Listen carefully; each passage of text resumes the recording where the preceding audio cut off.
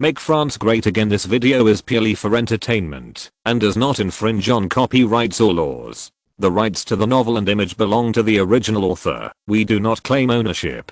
Don't like waiting and want to listen to this fanfic in full now? Subscribe to our Patreon, where you'll find the best fanfics. Chapter 76, Paris Reign. While the sudden attack of the Party of Order made Jerome Bonaparte somewhat unexpected, it also sounded a wake-up call in Jerome Bonaparte's heart. Sometimes blindly believing in the established facts of history is not a long-term solution. In the final analysis, the process of history is only driven by people, and any small change will make a person's thinking change drastically. My own struggle against the Party of Order and against those who opposed the establishment of Bonaparte's empire was inevitable, but this struggle could only take place after Jerome Bonaparte became president. Now what he has to do is to rush to Paris as soon as possible to deploy many matters related to the election, and at the same time, show weakness to Thiers and others. Appropriately showing weakness will make the opponent feel contemptuous, and you can take advantage of the opponent's contempt to make arrangements calmly. Jerome Bonaparte, who wanted to know where to play the next few steps, wanted to grow two wings and set off for Paris. Unfortunately, the steam train has been in use for less than 30 years, and the Paris-Lyon train route has not been opened. In the short period of 8 years, there has not been a nighttime passenger train. Jerome Bonaparte had no choice but to wait patiently for the next day. The night was getting deeper, and Jerome Bonaparte, who had extinguished the kerosene lamp, curled up on the bed in a side-lying position. Excited in his heart, as long as he closes his eyes, he will recall the past bits and pieces. The memories of the 19th century and the 21st century are intertwined in Jerome Bonaparte's mind, making Jerome Bonaparte unable to fall asleep easily. The words propaganda slogan appeared suddenly in Jerome Bonaparte's mind. What kind of propaganda slogan should I use? Jerome Bonaparte opened his eyes and muttered. In his mind, the campaign slogans of the American presidents from across the ocean appeared in his mind. Unemployment, bankruptcy, political instability. The general signs of France are not irrelevant, but identical to the Americas of the 1930s. Jerome Bonaparte couldn't help but think of the slogan of Roosevelt Jr., one of the Yalta Big Three, when he was campaigning. Maybe I can use it. However, something needs to be added at the back. Jerome Bonaparte could no longer hold back his exuberant inspiration. Fearing that his inspiration would disappear without a trace the next day, he got up and lit the kerosene lamp again with flint. The kerosene lamp illuminated the whole room again. Jerome Bonaparte sat at the desk and took out a pen and paper. After thinking for a long time, he wrote the campaign slogan in French. Immediately, he opened the paper on which the campaign slogan was written and pointed it at the kerosene lamp. Under the yellow light of the kerosene lamp, the whole piece of paper also appeared yellow. Looking at the campaign slogan in his hand, Jerome Bonaparte was satisfied, nodded. Immediately, he folded the paper and put it in his pocket, and the kerosene lamp was blown out again. This time, Jerome Bonaparte can sleep peacefully. Early the next morning, when the first ray of morning light shot like an arrow to this ancient city, which has been passed down for thousands of years, the proletariat living in the ancient city of Lyon has already started its day of work. The workers who worked nearly 14 hours a day were woken up by the sound of roosters at around 4 AM. They dragged their heavy and listless steps and wiped their dusty faces with water and will start working. A group of people also appeared at the railway station in the north of Lyon. They were waiting for the train at the railway station, which was too simple to be simple. The usual nostril train dispatcher and the police officer in charge of protecting the railways also showed flattering smiles to greet the leader of the group, Jerome Bonaparte. Jerome Bonaparte, who was anxiously waiting for the train at the train station, didn't want to have a meaningless conversation. After a few perfunctory sentences, he issued an order to evict the passengers. The two, who knew that they were not good enough, could only leave in despair. Before leaving, they still wore flattering smiles to Jerome Bonaparte and said that they could be called at any time if needed. Looking at the background of the two of them leaving, Jerome Bonaparte shook his head gently and said with emotion, "If I were not named Bonaparte, maybe my life would be like this, and my life would be one for a living, and the one who keeps compromising." None of the people present took Jerome Bonaparte's words. Sometimes the leader just needs to listen carefully. With the rising of the sun, the white mist gradually evaporated under the sunlight. More and more people travel to Paris by train. At 7:30 in the morning, accompanied by a harsh whistle, a train with thick white smoke appeared. The train stopped smoothly at the platform, and Jerome Bonaparte got on the train first, followed by Fleury, Hugues Rouet, Persigny and other Bonapartists. At 7:50, another long whistle sounded, and a large amount of white smoke came out from the chimney of the locomotive again, and the train started slowly. Jerome Bonaparte, who was bored on the train, drooped one hand by the window, and looked out the window. The distance from Paris to Lyon is nearly 470 kilometers. The train moves at a speed of 40 to 50 kilometers per hour. It takes about 10 hours to reach the destination. Riyadh1.com years. The fastest train at that time was the United States Troop. It reached a speed of 96.6 kilometers per hour. At 7 o'clock in the evening, the train slowly stopped at the Paris railway station, and Jerome Bonaparte and the Bonapartists got off. Jerome Bonaparte, who returned to Paris after a lapse of 4 months, was particularly excited. Compared to himself 4 months ago, Paris is like his first love. He will start from here and then conquer the whole of France. Surrounded by Hugues Rouet and other Bonapartists, Jerome Bonaparte came to the Rhine Hotel near the Champs Avenue in Saint-Germain, where his cheap dad lived in the Rhine Hotel. When Jerome Bonaparte and Hugues Rouet arrived at the Rhine Hotel, from the innkeeper's mouth, Jerome Bonaparte got his cheap dad and did not stay in the hotel.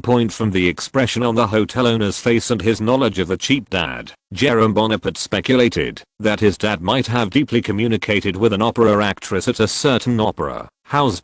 Jerome Bonaparte shook his head and whispered in Tuscan dialect, "Really, they are a lot of age. I have to learn from other young people. It's really worthless." The hotel owner, who did not understand the Tuscan dialect, looked at Jerome Bonaparte with a puzzled expression. Standing beside Jerome Bonaparte, Hugues Rouet suppressed a smile and put on a serious gesture. After discussing with the hotel owner, Jerome Bonaparte decided to rent the floor of his former residence as his temporary office. The hotel owner, who was in the off-season for tourism in Paris, ecstatically agreed to Jerome Bonaparte. Chapter 77, Sister Mathilde. Jerome Bonaparte, who had rented the entire floor, emptied the furniture in one of the rooms, leaving only a few chairs. He told the Bonapartists that he planned to use this empty room as a temporary meeting hall. In the empty temporary hall, the official meeting time for tomorrow was finalized with the Bonapartists. Immediately, an expulsion order was issued. Only Hugues Rouet, Persigny, Fleury, and Letty remained. "I let you stay because you are the most capable and loyal people in my opinion." Jerome Bonaparte praised several people present at the beginning. "Your Majesty, you are overrated." Persigny bowed his head humbly and said to Jerome Bonaparte, "We are all insignificant little people united under the banner of Bonaparte. Without Bonaparte we are nothing. The empire can re-establishment in France is our common aspiration." Fleury, Letty, Rouet and others nodded at the same time. For the glory of the Jerome Bonaparte pointed to the people present one by one and said, "A mature monarch will never be stingy in holding all the power in the palm of his hand. He needs to split part of the power as a reward and hand it over to his cronies. While giving power generously, he must also prevent them from connecting with each other through power to provoke the contradictions between them so as to achieve the purpose of healthy competition. Only in this way can the empire prosper, and those powers delegated by the monarch can easily be reclaimed. Jerome Bonaparte can share power with them, but they must serve as laborers for the empire for a lifetime. As soon as Jerome Bonaparte saw any sign of their rebellion, he immediately took back the authority he had given them. Since the Napoleon dynasty, both the Restoration dynasty and the Orleans dynasty liked to share power with the French literati. Because the literati were better off, they used their pens to establish an image for their dynasty, and the dynasty gave them rich rewards. Once the literatis' opinions are at odds with the kingdoms, it only takes a single sentence to take back their power. Although such power is only within the monarch's thoughts, there are still many people who are willing to fight for it. Persigny and the others are also greedy fellows. After hearing Jerome Bonaparte's generous promise, the corners of their mouths trembled, and they looked extremely moved. "Mr. Persigny, Jerome Bonaparte's expression became serious, and his tone became extraordinarily formal. Your Majesty. Pessinny replied. Now I accept your appointment as head of the secretary. I don't know. Do you have any confidence? Jerome Bonaparte issued the first appointment to Pessinny. I will never fail His Majesty's entrustment. Pessinny said unswervingly. Although Jerome Bonaparte said that the head of the secretary's office may be just empty air, but this appointment represents that Pessinny has successfully turned around. Don't think that it's just an empty shelf. As long as Jerome Bonaparte becomes president, the head of the secretary's office will become the most powerful department. Hearing Jerome Bonaparte's appointment, Eugen Rouet showed a look of envy, and at the same time he was also a little uneasy in his heart, not knowing what job Jerome Bonaparte gave him. Colonel Fleury. Jerome Bonaparte also officially addressed Fleury. Yes. Fleury stood upright, waiting for Jerome Bonaparte's appointment. You have been following me for a while, and I see your loyalty to the Bonaparte family. That's why I appointed you as the head of the guardroom, and you are fully responsible for guarding my safety. I don't know if you want to. Roma Bonaparte to Fleury. Of course I do. Fleury said excitedly. Protecting the safety of Jerome Bonaparte is undoubtedly the top priority, which represents Jerome Bonaparte's trust in him. Those who can gain the trust of the monarch will never lack rights. The next Captain Letty was given the job of publicity by Jerome Bonaparte, that is, organizing staff to distribute small advertisements on the streets. Eugen Rouet was also appointed as foreign secretary, and the focus of his work was to win over a group of people who were inclined towards Bonaparte by the parliament or the salon. Point of course, Jerome Bonaparte still hopes that Rouet can become Minister of Justice, because that is his job. I will tell all the Bonapartists about your appointment at the official meeting tomorrow, and ask them to respect your authority. Of course, your positions are not static. These are all subject to change. Looking at the four people whose faces changed slightly, Jerome Bonaparte, who had explained everything, politely issued an order to evict the guests. The four of them left in sequence, and the last one to leave, Jerome Bonaparte, closed the door of the temporary meeting, and returned to the room where he lived before. After finishing everything, Jerome Bonaparte was lying on the bed with his eyes closed, ready to fall asleep. Just as Jerome Bonaparte was about to fall asleep, there was a rhythmic knock on the door. Jerome Bonaparte, who was fighting back his drowsiness, yawned and walked slowly to the door, twisting the copper-plated door handle to open the door. The door slowly opened, and a beautiful woman appeared outside the door. Jerome Bonaparte, who was sleepy at first, regained her energy instantly. After seeing her Riyadh1.com, he scratched his head and said, "Sister, so it's late. Why are you here?" The beautiful woman standing at the door is Mathilde Bonaparte, who is also Jerome Bonaparte's sister, wearing a white court dress and holding an ivory fan. She looked at the lazy brother in front of her and angrily poked Jerome Bonaparte in the chest with the ivory fan. "Jerome, why didn't you tell me in advance that you are here?" Jerome Bonaparte showed a sincere chuckle, a smile he only had among his family members. "It's getting late. I'm thinking about telling you tomorrow." "It's not too late. What I told you in the letter. Do you still remember?" Mathilde said, looking at Jerome Bonaparte. What? Jerome Bonaparte, who had just struggled out of a drowsy state, was a little confused. Seeing that his sister Mathilde was about to go mad, Jerome Bonaparte instantly recalled what her sister had explained in the letter. Mathilde squeezed her shoulders and said, "You mean let me come back to see Mr. Hugo?" "You still no," Mathilde said with a hint of yin and yang in a strange tone. "When is our great prince going to meet him? How can this be? I should visit at the door." Jerome Bonaparte, who knew that his sister was contemplating himself, still said to her in a low voice, "I and my father owe my sister Mathilde too much. Let's go then, my lord." Mathilde said to Jerome Bonaparte, "Go? Where are you going?" Chapter 78, Got Bankers Gala. Where else can we go? Of course, we are going to build momentum for our prince. Mathilde, who was sitting in front of Jerome Bonaparte, got up and stared at Jerome Bonaparte. Her eyes were full of love and relief, and her slender pale fingers in the depths of her body moved Jerome Bonaparte. The blonde hair hanging on his forehead brushed aside. Jerome Bonaparte stood in front of Princess Mathilde obediently and watched her. For the woman in front of him, who served as a double responsibility of a sister and a mother in the family, his heart was only grateful. Time seemed to be frozen at this moment. Mathilde and Jerome Bonaparte, sister and brother, looked at each other, and they both saw concern in each other's eyes. After a while, Mathilde came back to her senses. Her face was slightly flushed. Jerome Bonaparte looked at the shy sister in front of her, and couldn't help laughing. As for the naughty brother who dared to make fun of her, Mathilde immediately tapped Jerome Bonaparte on the head with the ivory fan in her right hand, and said angrily, "Don't hurry up.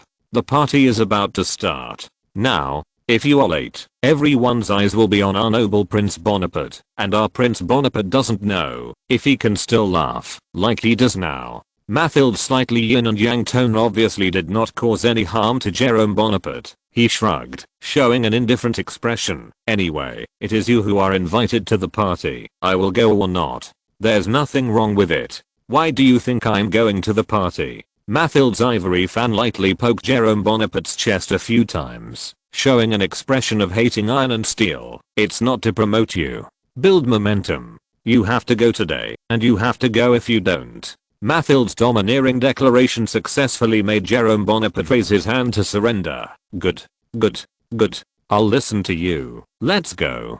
Jerome Bonaparte could only endure the fatigue of the journey and obey Mathilde's arrangement. "I'm waiting for you outside. Don't make me wait too long." Having said that, Mathilde quickly left Jerome Bonaparte's room.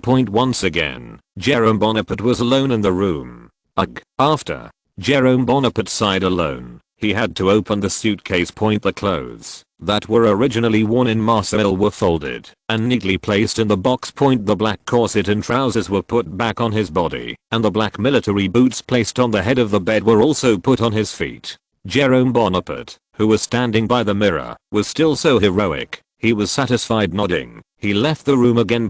At this moment, Mathilde outside the room paced back and forth in the corridor while watching the time on the pocket watch. There is not much time left until the opening of the party. Let's go. Jerome Bonaparte's flat voice reached Mathilde's ears. "How can you?"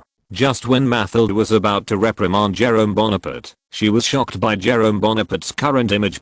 In a trance, the image of Jerome Bonaparte seemed to merge with that of his uncle. "Okay, my dear sister Mathilde, I have already packed up and can go now." Jerome Bonaparte reminded Mathilde again. "Yeah, alright." Mathilde came back to her senses instantly and extended her hand to Jerome Bonaparte. "Huh?" Jerome Bonaparte looked at his sister suspiciously. Facing the bewildered Jerome Bonaparte, Mathilde once again showed an expression of shame and anger. She stomped her feet and retracted her outstretched hand. "If you don't want to, forget it." Jerome Bonaparte looked at the elder sister in front of her with tears in her eyes, then bowed slightly and stretched out her hand to grab Princess Mathilde's hand. The siblings soon got into the carriage, and the carriage went up to the second floor. Bonaparte and his sister Mathilde asked the host of the party, "Sister, who organized this party?" Jerome Bonaparte, who lightly grabbed Mathilde's palm with one hand, asked Mathilde.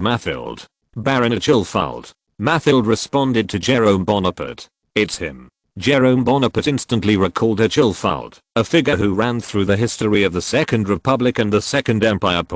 If Eugen Rouard is the representative pen of the Empire, then Achilfald is undoubtedly the money bag that represents the Empire. In the end, Achilfald's life can be described as a winner in life. Born in Paris, a big banker, Achilfald fought rode in Paris with his extraordinary courage and strategy. When he was young, one of the shareholders of Banque de France. In his middle age, he faced the biggest crisis in history, the June Revolution. After the revolution was suppressed by Cavaignac, and then his cousin came up, he took refuge in his cousin to serve as the French Minister of Finance. Although there have been several experiences of parting ways, each time he will regain the trust of his cousin to take the position of Finance Minister or Minister of State. Reading www.ukanshu.com. It can be said that the whole Bonapartist is second only to Rouard. Of course, what Jerome Bonaparte was more curious about was why Baron Achilfald took a fancy to the Bonaparte family at this time. It stands to reason that Baron Fald's bet should not be made after the election. "Sister, how did you know Baron Fald?" Jerome Bonaparte asked Mathilde again. Mathilde gave Jerome Bonaparte a proud look and said, "As nobles, how could we take the initiative to get acquainted with Israelis in France? It was Baron Falda who took the initiative to invite us. So it is. Jerome Bonaparte nodded and responded to Mathild. Also, Mathild's expression instantly became very serious. In order to prevent Jerome Bonaparte from going astray, Mathild reminded, "Brother, you have to remember, we are not with them all the way, people. Even if they really want to cooperate with them, they are only at the stage of mutual use. Those guys who can betray uncle without hesitation at the beginning will also betray us without hesitation. I know, no one is more aware of the dangers of these financial class bankers than Jerome Bonaparte. The Gort bankers entrenched in the Banque de France can abandon their uncles and cousins without hesitation. When you fail, don't hesitate to give up on yourself. Finance is a magic wand that can turn a stone into gold. The magic wand is the safest only when it is controlled by one's own hands. Now I don't have the right to clean up the magic wand, so let those guys temporarily take charge of it instead of me. Sooner or later, he will take it back." Chapter 79. Welcome by the Baron. It took less than 10 minutes for the galloping carriage to reach their destination, the mansion of Baron Achilfeld. In front of this luxurious mansion, Jerome Bonaparte once again felt the allure of money. The mansion, surrounded by iron fences on both sides, covers an area of about 10 times the size of the Rhine Hotel where Jerome Bonaparte lived. Perhaps it is the protection of gods, or money? In February and June, the two proletarian revolutions did not cause any damage to the mansion. On the contrary, the civilian buildings on both sides of the mansion were smashed to pieces by some revolution.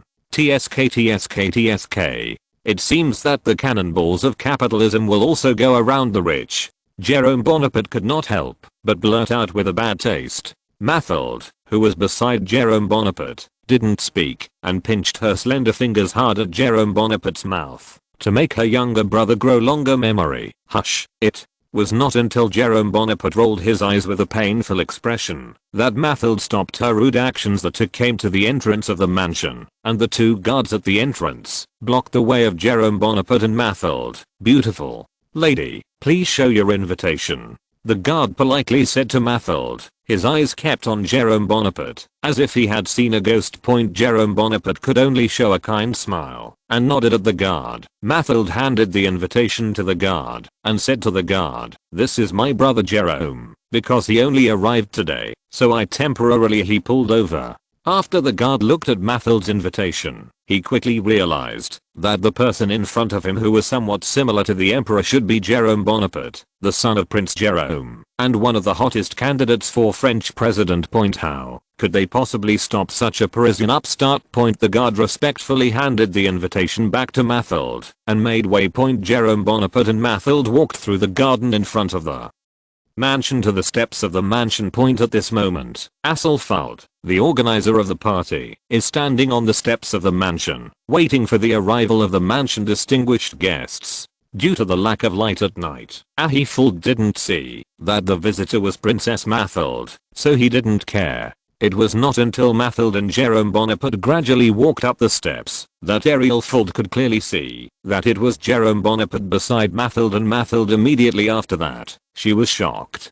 In France, where the hierarchy still retains remnants, Achilfeld's behavior can be said to be a humiliation to the Bonaparte family, especially when Mathild is beside Jerome Powell. Achilfeld quickly ran to Jerome Bonaparte and Princess Mathild, bowed, and said respectfully, "The prince and the princess are really disrespectful." "Yeah." Princess Mathild raised her head arrogantly like a peacock with a defiant expression, as if she was expressing her dissatisfaction with her hands. Achilfeld also knew that he was unhappy because he neglected the princess, so he could only wait with his arms folded in embarrassment. "Sister." Jerome Bonaparte squeezed Mathild's palm lightly, then stretched out his hand and smiled and said to Achilfeld, "Mr. Baron Feld, thank you very much for being able to invite us to this banquet." Achilfeld instantly took Jerome Bonaparte's hand and said enthusiastically to Jerome Bonaparte, "His Excellency, thank you for coming to my banquet. From you, I feel as if seeing the emperor reborn in the world. This country can only come out of the chaotic dawn by relying on the emperor."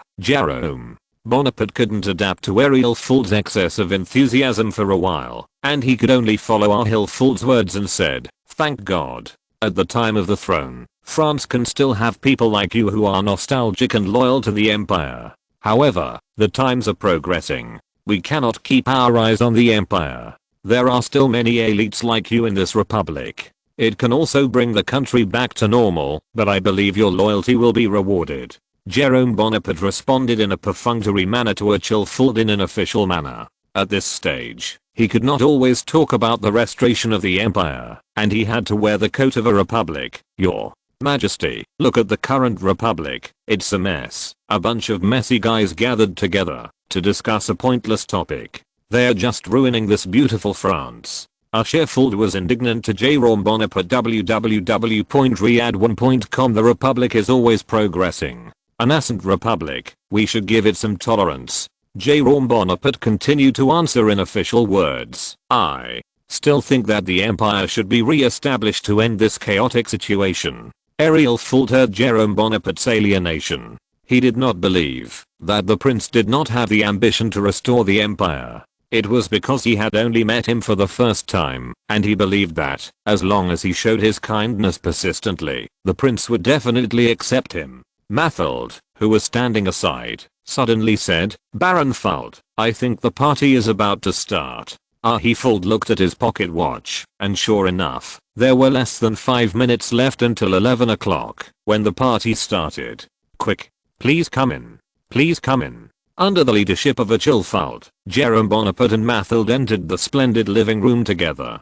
Gentlemen, ladies, please let me solemnly introduce today's guests, Prince Jerome Bonaparte and Princess Mathild. Ariel Fould introduced to present. Everyone's eyes turned to Jerome Bonaparte and Princess Mathild. Although Jerome Bonaparte, who was wearing the same black corset as his uncle, was out of tune with the whole banquet outfit, he still noticed that he instantly became the focus of everyone. People associate the image of Emperor Napoleon in their minds with Jerome. After comparing the images of Bonaparte, the appearances of the two actually overlapped. During the banquet, several generals who had served under Emperor Napoleon could not help but shout softly, Your Majesty. Chapter 80, General Opera. The party hosted by Baron Achilles Fould officially started with the arrival of two heavyweight guests, Jerome Bonaparte and Mathild. In the living room, all the upper class invited by Achilles Fould gathered together in twos and threes to form one relatively independent circle after another. Of course, the people in each small circle are not static.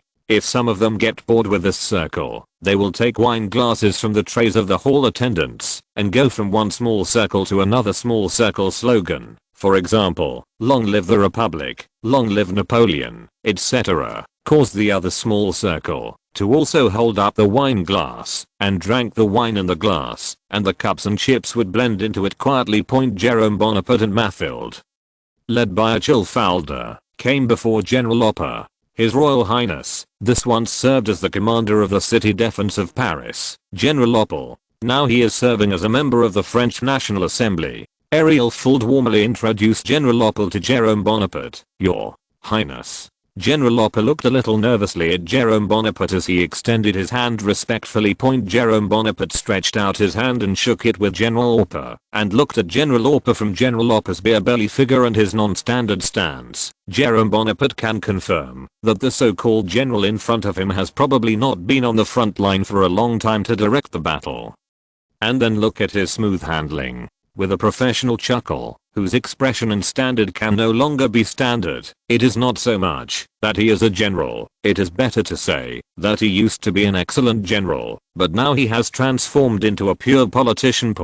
Although Jerome Bonaparte was a little disappointed in his heart, he still looked at General Opera with a smile on his face. His Royal Highness, I once served as an officer under the Emperor's command, and followed His Majesty to participate in the Battle of Leipzig. Eager to express himself, Opera eloquently discussed his series of great achievements under the command of his uncle, Emperor Napoleon, Major of the Bonaparte Guard. Of course, there was no mention of how he joined the Bourbon dynasty after that, and how he was promoted to general. Jerome Bonaparte was also too lazy to ask about the promotion process after Opera. In current France, more than half of the leaders at the general level have something to do with the First French Empire, and they more or less betrayed the empire on the eve of its demise. Jerome Bonaparte did not intend to pursue their faults, because he knew that once they were investigated, the entire French army, especially the upper echelons of the army, could be characterized as betraying the emperor. When a person is betrayed,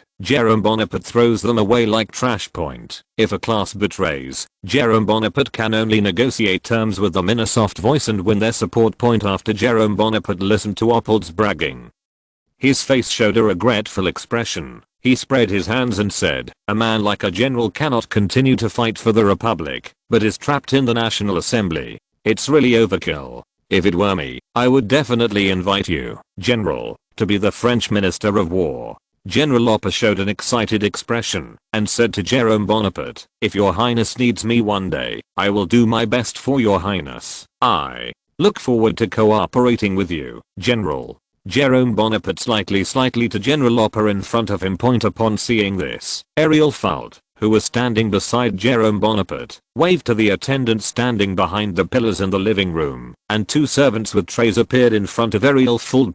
He Fault handed the glasses of wine on the two trays to the people in the circle. He raised the glasses and said, "I propose to have a drink for the Empire. Long live the Empire." General Oppo, who raised his glass, finally showed the heroic attitude of a soldier, and he drank the Bordeaux wine in the glass. "Long live the Empire." Jerome Bonaparte also drank the red wine in the glass. "General Oppo, I will take His Excellency the Prince for a walk elsewhere. I hope you can have fun." Marshal Fault said to General Oppo, "I wish His Excellency the Prince have a good time." General Oppo once again expressed his blessing to Jerome Bona, and decisively ignored Ahi Fault, who was the initiator of the party. Ahi Fault, who has been trained to be calm on weekdays, still kept smiling. Under his leadership, Jerome Bonaparte was integrated into dozens of small circles. Most of these small circles are newspapers and some industrial factory owners, and only a few are composed of bankers and famous writers in Paris. No matter which circle he is in, Jerome Bonaparte always faces with a smile. Riyadh1.com. Jerome Bonaparte's attitude has successfully made all the people in the small circle feel good about him. Several newspaper reporters blushed and promised to vigorously publicize Jerome Bonaparte. Looking at their flushed faces, Jerome Bonaparte was convinced that their assurances were nothing but drunken gaffes. Fortunately, however, he was granted interest-free loans from several bankers. Compared with those eloquent editors, bankers who value their own credibility are more welcomed by Jerome Bonaparte. The party did not end until 2 o'clock in the morning. After nearly 2 or 3 hours of staggering, Jerome Bonaparte did not fall down. The stimulation of alcohol made his brain more flexible. Jerome Bonaparte and Mathilde got into the carriage again under the escort of General Ariel Fault and General Oppo on the carriage. Jerome Bonaparte and Mathilde once again talked about General Oppo just now. "What do you think of that fellow Oppo?" Mathilde asked Jerome Bonaparte. "A botched general who wants to be a high-ranking politician." Jerome Bonaparte responded without hesitation. "So, he has no value to win over?" Mathilde asked again. "Whether a person is worth wooing depends on whether he can create value for us at the right time." Jerome Bonaparte explained, "I just said that Oppo was a poor general who wanted to be a high-ranking politician, not say he has no value. A politician like this can only be used as a temporary excessive figure. If there is no candidate for the Secretary of War after I become president, Oppo is a good military mascot." From this face-to-face, Oppo played a bigger role than everyone else today. Chapter 81, Bonaparte Party Meeting. If General Oppo knew that our prince just used him as a replaceable tool, I don't know what the expression would be like. Mathilde, whose part below the bridge of the nose was covered by the ivory fan, showed a playful expression. Oppo's ignoring of Mathilde at the party apparently caused Mathilde to hold a grudge. Jerome Bonaparte shrugged, spread out his hands, and said in a flat tone, "I think Oppo will gladly accept it." Mathilde looked at Jerome Bonaparte suspiciously, with "I need an explanation" written in her eyes. For a politician who is committed to French politics, he has to experience 2 deaths in his life. One is a real death, and the other is a political death. Jerome Bonaparte paused and continued. "Say, our General Oppo is obviously going through a political death. Even though the highest power in the National Assembly is slowing down now, there are too many French deputies, and 750 deputies can be divided into too few rights. Ministers of government departments obviously, there are many more rights than the cabinet. If General Oppo wants to usher in a new political life, He can only choose to rely on us. Even if I regard him as a tool man. Once you taste the power of power, you can't let go, even if it's just for a day. My dear sister, no one can refuse the right. Even Dick Tedder, who claims to be off work at midnight, is no exception.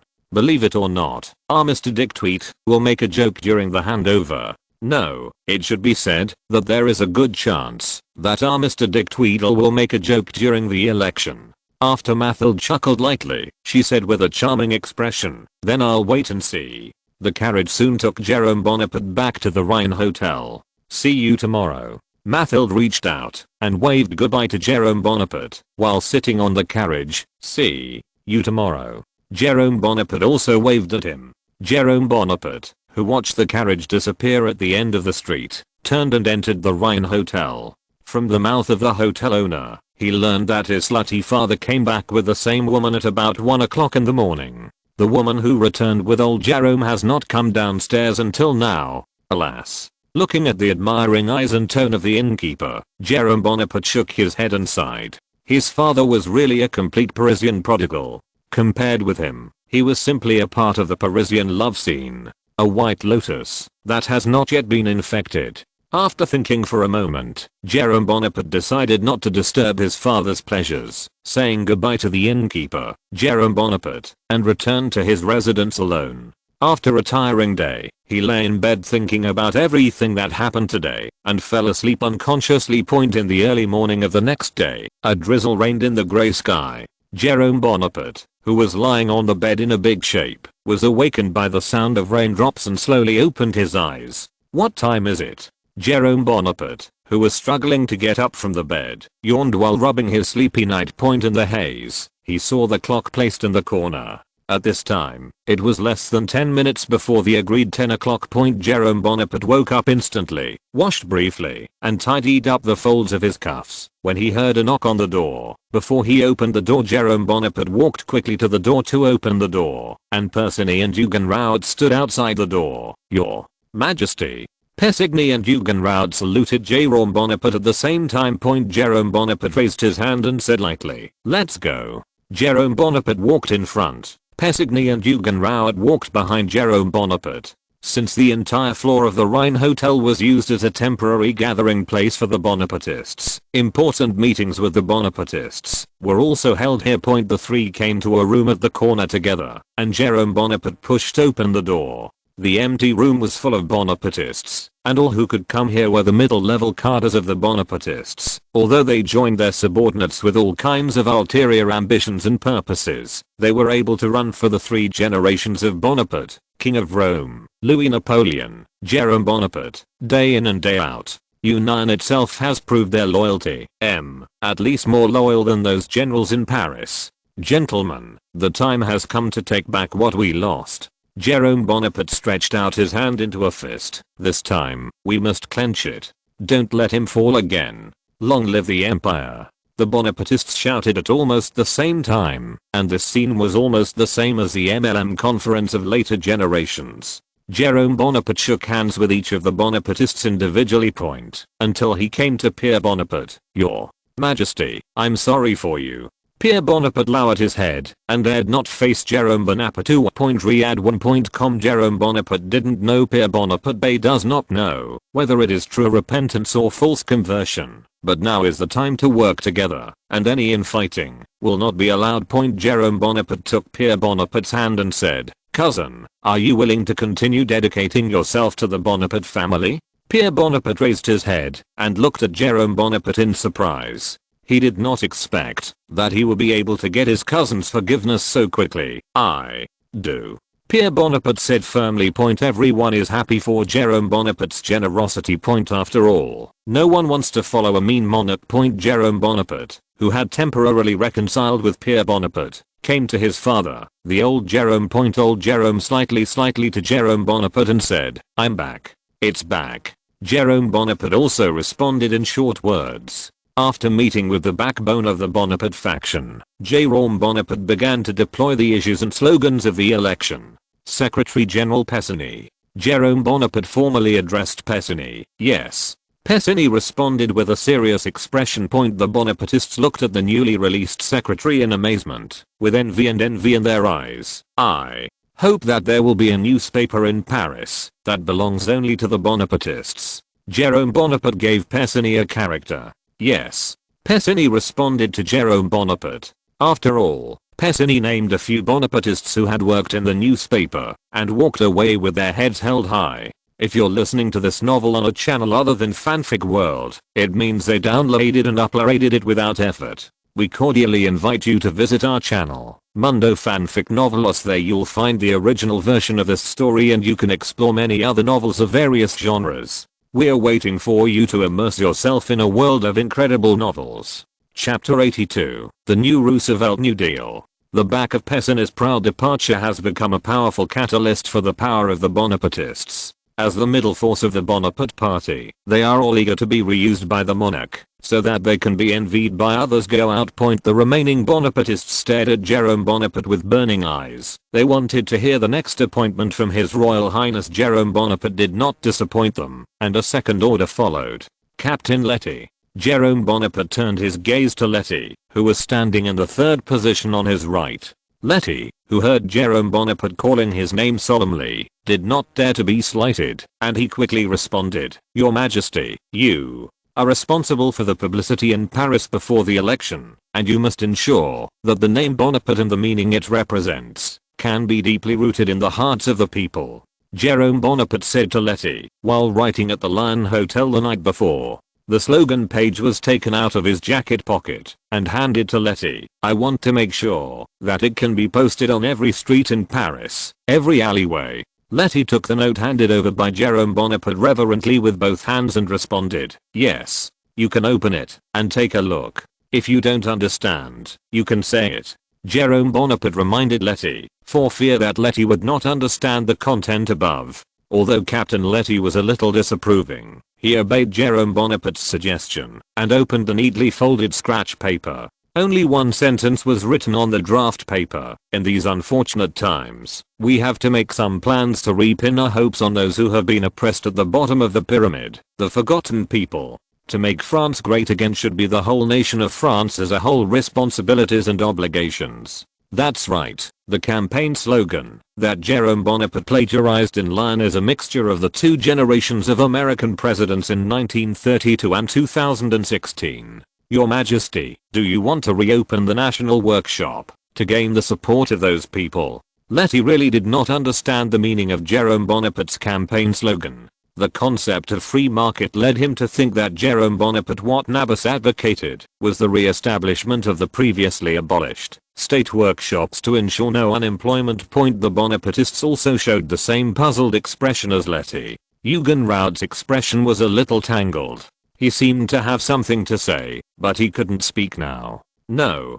Jerome Bonaparte looked around, and after seeing everyone's expressions and movements, he said again, "The national factory itself is a cure for the symptoms, but not the root cause. What we need to do is to give those irritable find something to do. The government should not remain silent in the crisis. It should be the driving force of economic recovery. When the market cannot adjust through its own power, the government should guide the adjustment of the economy so that the unemployed can have something to do it. Our government is not managing too much, and it is managing too little. We want to promote the superiority of the French system and reduce unemployment." Letty listened to Jerome Bonaparte's explanation and said, "Your Majesty, can I understand that it means reducing unemployment?" Jerome Bonaparte was stunned for a moment. He suddenly realized that he seemed to be talking about Keynesian Rooseveltism with the asterisk in front of him. "I'm so silly." Jerome Bonaparte had the thought of wanting to slap himself, and then he decided to pull his channel to the same level as Letty and others. "What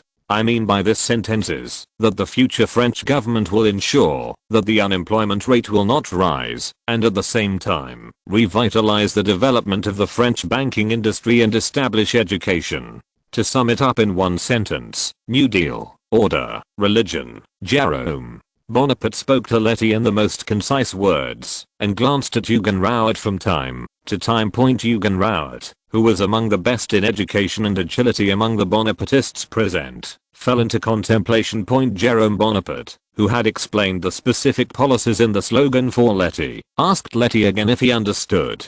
Letty said she understood. In Jerome Bonaparte's hint that he could leave, Letty once again pointed out several Bonaparte generals. To leave together only Pierre Bonaparte, the old Prince Jerome, Mathilde, Eugen Rouet, Fleury and the last two Bonapartists were left at the scene point after Jerome Bonaparte asked about the specific jobs of the two Bonapartists. One of the Bonapartists said that he was a battalion commander in the French National Guard. Okay. You are responsible for attracting some people who are interested in joining us in the National Guard. The superior you are directly responsible for is Fleury. Jerome Bonaparte patted the Bonapartist on the shoulder and warned specifically, remember that when the National Guard is developing, you must be careful. If the other party is not a trustworthy person, Riyadh1.com don't have a deep friendship with him. The Bonapartist who was entrusted by Jerome Bonaparte excitedly responded with a yes and left the room. Immediately afterwards, Jerome Bonaparte asked another Bonapartist about the situation again.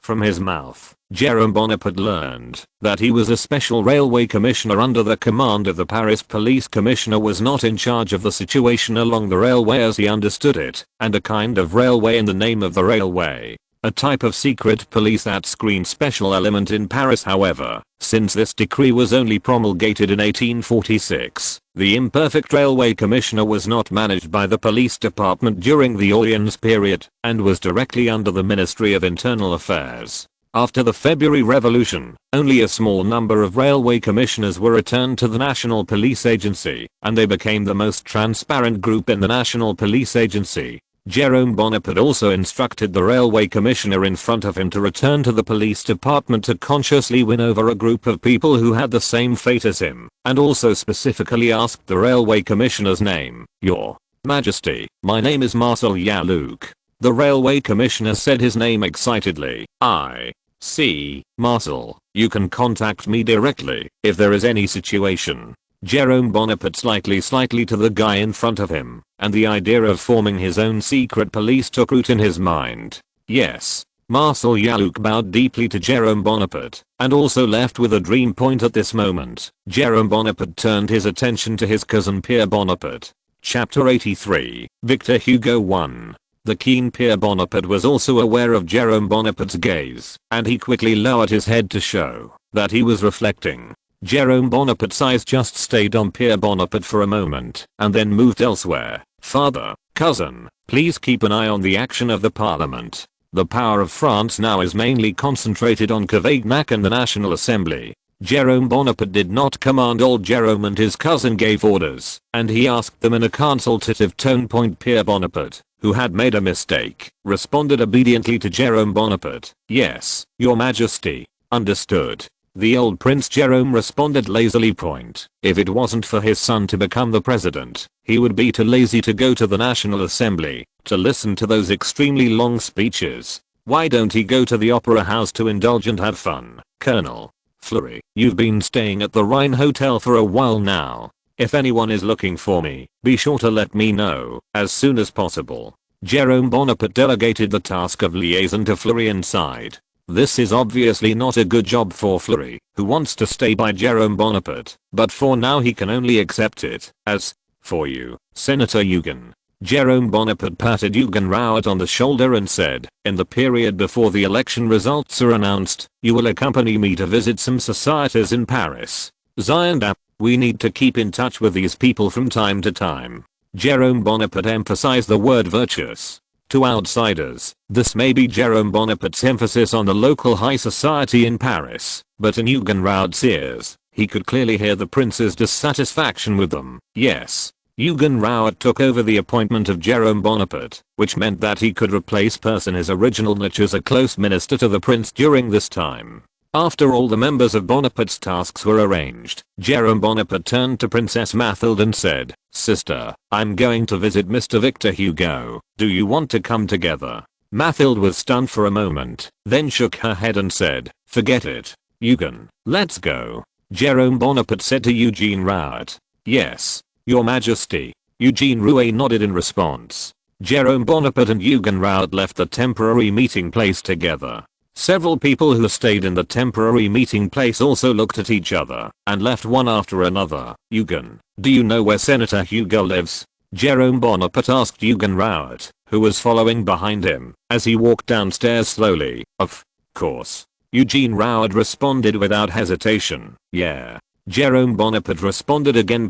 Jerome Bonaparte, who came to the first floor from the second floor, smiled kindly at the hotel owner, and then left the hotel. The two who came to the side of the road stretched out their hands, and a black carriage quickly stopped in front of them. Jerome Bonaparte and Eugen Rowett entered the carriage one after the other, and told the coachman their destination, Place des Vosges, which is the current residence of Victor Hugo. From 1832 to 1848 years, Victor Hugo has been living in the Place des Vosges. The carriage set off again for the Place des Vosges just when Jerome Bonaparte set off to visit Victor Hugo in Place des Vosges. Victor Hugo, who lived in Place des Vosges, also talked about Jerome Bonaparte's life on the body Hugo mansion in Place des Vosges. This is Victor Hugo's most leisurely day. At this time, he is sitting on the sofa reading the newspaper with his legs crossed. There is no endless quarrel in the parliament over trivial matters, and there is no reminder from the editor and the opera owner. Everything is so quiet and peaceful. Of course, in addition to the environment itself, this peaceful scene was created by the wonderful sound of the piano from the piano room. The person playing the piano in the room was Victor Hugo's youngest daughter, Adele Hugo. A cup of coffee and a stack of newspapers are enough for Hugo to pass the day. However, Hugo's peace did not last long, and was destroyed by his unfortunate second son, Francois Hugo. Francois Hugo cautiously came to Victor Hugo's side, and whispered mysteriously, "Father, do you know? Paris is about to change." Huh? Victor Hugo was stunned for a moment, his deep eyes turned to Francois Hugo. "What's wrong, Prince? Jerome Bonaparte is back." Francois Hugo said to Victor Hugo. "Who did you listen to?" Victor Hugo asked again. "Yesterday, didn't I go to the party held by Baron Achilfeld?" Francois Hugo explained to Victor Hugo. "Why? Are you going to that guy's party?" Victor Hugo frowned, and it could be seen from his expression that Victor Hugo didn't like Baron Achilfeld. Reading www.ucanshu.com. "Father, I didn't do this because of our newspaper." Francois Hugo raised his voice to respond to Victor Hugo. "Keep your voice down." Victor Hugo roared softly, "Don't disturb your sister playing the piano." Only then did Francois Hugo realize the existence of his sister, and he instantly covered his mouth. But it was too late to cover his mouth now. The sound of the piano in the piano room stopped abruptly after Francois Hugo raised his voice. The door of the piano room opened, and a girl with fluffy hair and a long white dress appeared. She was Adele Hugo. "Father, brother, are you arguing again?" Adele Hugo asked, leaning on the doorframe with one hand. "No, sweetheart, keep playing the piano," Victor Hugo said softly with a smile in his thick beard. "Yeah." Adele Hugo nodded and turned back to the piano room. Victor Hugo glanced at Francois Hugo reproachfully. Francois Hugo smiled awkwardly, then lowered his voice and said, "Our current affairs is not in a state of loss all the time. I just wanted to help you find a generous banker." The Fulds reported a party. "So, have you found the generous banker?" Victor Hugo asked in a slightly sarcastic tone. "That's not true." Francois Hugo smiled awkwardly, and then changed the subject. "However, I saw Mathilde Bonaparte and Jerome Bonaparte beside him at the party." Bonaparte. "I didn't expect people of such stature like them to attend Baron Achilfeld's party." And then, what did you hear? Chapter 84, Political Negotiation. The news of Jerome Bonaparte made Victor Hugo a little interested. After putting down the newspaper, he was just about to hear some information about Jerome Bonaparte from Francois Hugo. At that time, the unreliable second son wiped out his hopes. Didn't he hear anything?" Francois Hugo shrugged and said with a hint of self-deprecation in his tone, "Father, don't you think about it, a political star like Prince Jerome Bonaparte, how could it be possible to be in the same circle as me? What's more, there is a guy like Baron Achilfeld who wants to be the son of the Bonaparte family. Of course, he will not let people like Prince Bonaparte and me have nothing to do with it. Meaningful social." "Huh? You mean that guy Achilfeld has become Jerome Bonaparte's son of a bitch?" Victor Hugo frowned again, with an aggressive attitude in his words in his bones. He kept the traditional aristocratic spirit, and he looked down on those bankers, who would only engage in opportunistic tricks. In Hugo's eyes, those bankers were all worms who exploited the country's loopholes. As a promising political star of Hugo, he felt that Jerome Bonaparte should not have too much negotiation with those guys. It shouldn't be there yet. Francois Hugo said in an uncertain tone, while recalling the situation at Baron Achilfold's house yesterday. Princess Mathilde doesn't seem to like it. Baron, Prince Jerome seems to keep his attitude close to the Baron too. In short, our Baron put his hot face on his cold ass. After speaking, Francois Hugo couldn't help laughing. Victor Hugo also smiled. In his opinion, he did not see the wrong way. Dang dang dang.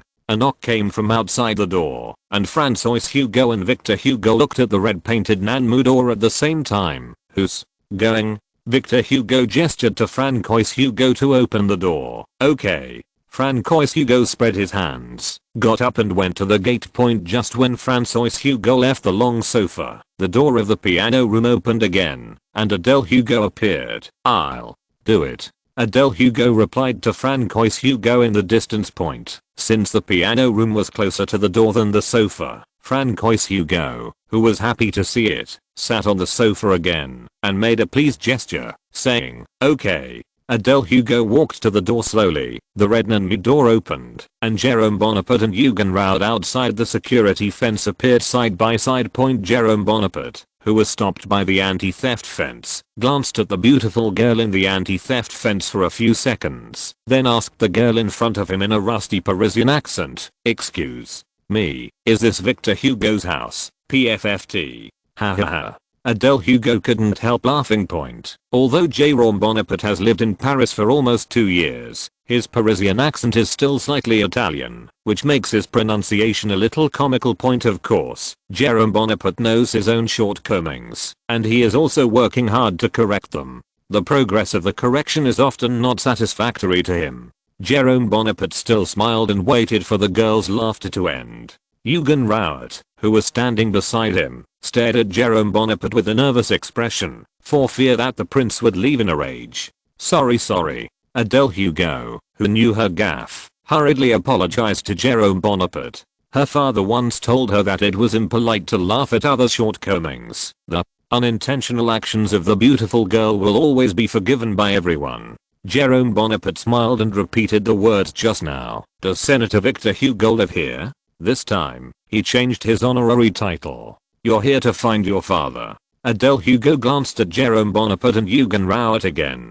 She opened the security bar. Please come in. Excuse me. Jerome Bonaparte entered the door. A burly middle-aged man with a beard and an adult man who looked about the same age as Jerome Bonaparte greeted him. When Jerome Bonaparte saw the middle-aged man, he recognized Victor Hugo at first sight. He stepped forward, held Victor Hugo's hand and said excitedly, Mr. Hugo, hello. Victor Hugo looked at the rising star of Paris in front of him with a confused expression. He did not understand why Jerome Bonaparte was so excited. Mr. Jerome, your sudden visit really surprised me. Victor Hugo glanced at Eugen Raud beside Jerome Bonaparte and said, Member Raud, hello, Eugen. Raud gave Victor Hugo a slight smile. Riyadh1.com. I'm a big fan of Mr. Hugo. Mr. Hugo's book Notre Dame de Paris. I read it word by word.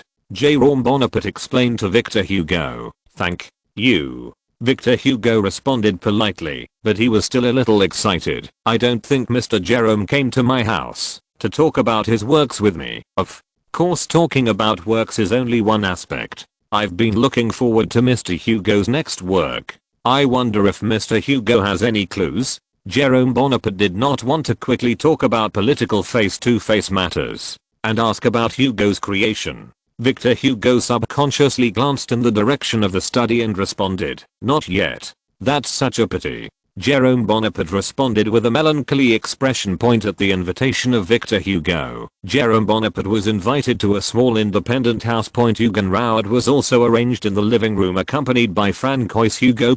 Jerome Bonaparte and Victor Hugo were seated on 2 Gothic-style armchairs, with velvet cushions under their hips. What a pleasure it was, Mr. Hugo, you must already know the purpose of my visit this time. I'll get straight to the point. Jerome Bonaparte relaxed and leaned back on the chair, his arms drooped at his sides, his hands placed together. I hope you can help me run for president. After listening to Jerome Bonaparte's words, Victor Hugo slightly, but he did not show his will. I think you have reached a certain agreement with the party behind me. You don't need my help at all. Chapter 85, Hugo in the Urn. Jerome Bonaparte knew that Victor Hugo was obviously talking about some private agreements he had made with the party of order. Obviously you asked me to meet you, but now I start to shirk. Jerome Bonaparte sneered inwardly, and with a smile on his face, he complimented, you are more powerful than one party combined. There are not many people in Paris who haven't read the book you wrote. Jerome Bonaparte added again in his heart, those who haven't seen it have already been expelled. Victor Hugo still didn't speak. He quietly watched Jerome Bonaparte's one-man show. Everyone knows that you are a humanist, a great writer, who cares about the suffering of the people, and maintains order and freedom. Jerome Bonaparte put all the beautiful words in Victor Hugo on the body, and then extended to himself and said, we are all the same. This is also from the concept of the Republic. This is your claim to them, the party of order? Victor Hugo said in a flat tone. No, these words, I only tell you.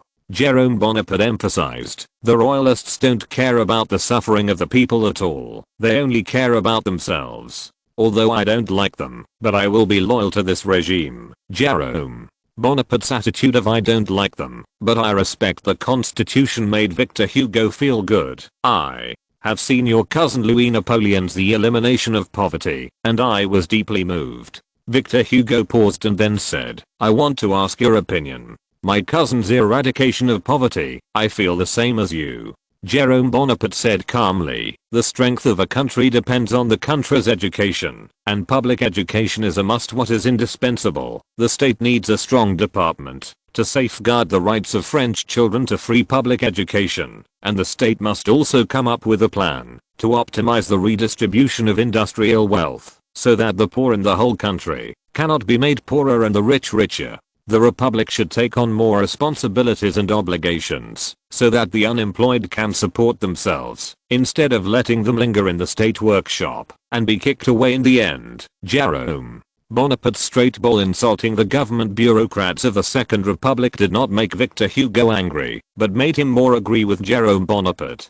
Victor Hugo nodded in satisfaction, but still did not respond. Mr. Hugo, only I can defeat Cavaignac. If an executioner covered in the blood of the people becomes the first president of the French Republic, that would be the greatest insult to the Republic. Jerome Bonaparte pressed step by step, said. Victor Hugo recalled that rainy night again. Walking in the streets, he looked at the injured and fallen workers, but there was nothing he could do. He was so powerless and hopeless.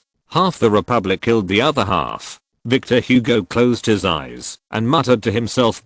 Although Jerome Bonaparte had guessed Victor Hugo's response, he still quietly waited for Victor Hugo's final answer.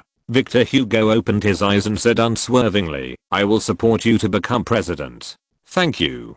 Thank you very much. Trust me, your choice will never be wrong. Jerome Bonaparte said, holding Victor Hugo's hand.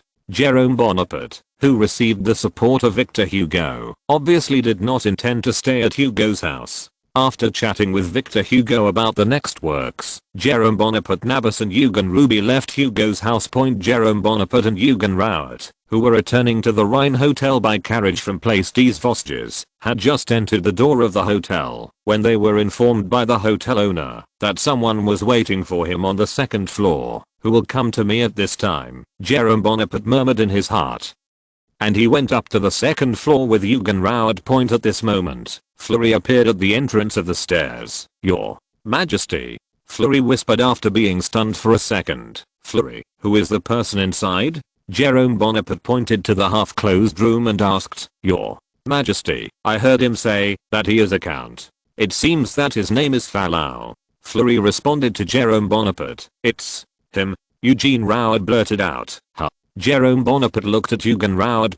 Eugen Rouet told Jerome Bonaparte about Fallow's great achievements, one of which was the dissolution of the National Workshop. The Count of Fallow has a deep connection with Catholicism, so. Eugen Rouet looked at Jerome Bonaparte. Has The Pope's gospel arrived? Jerome Bonaparte murmured. Under the leadership of Fleury, Jerome Bonaparte came alone to the temporary place where Count Fallow was received. His Royal Highness. Fallow saluted Jerome Bonaparte earnestly, with a standard that resembled that of a master of etiquette trained by the classical court. Count Fallow. Jerome Bonaparte, who had not received etiquette training, could only bow slightly in return to Count Fallow. Count Fallow didn't seem to care whether Jerome Bonaparte's actions were standard or not. He said straight to the point, His Royal Highness, I have received His Majesty's Gospel. He hopes that we can support it you. If the Church can support me, let me be President Franco. I will be grateful.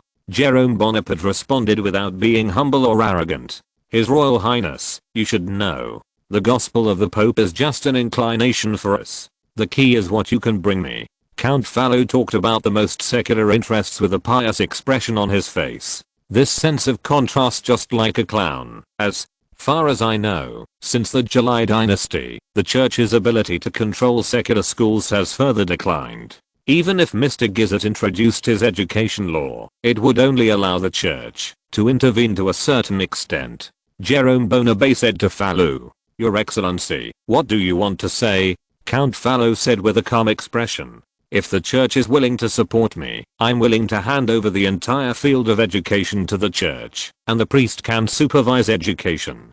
Jerome Bonaparte set out his own conditions.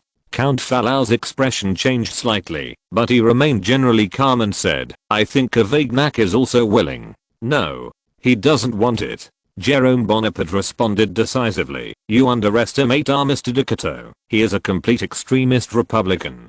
The Church is investigating the matter of education. He will definitely not agree.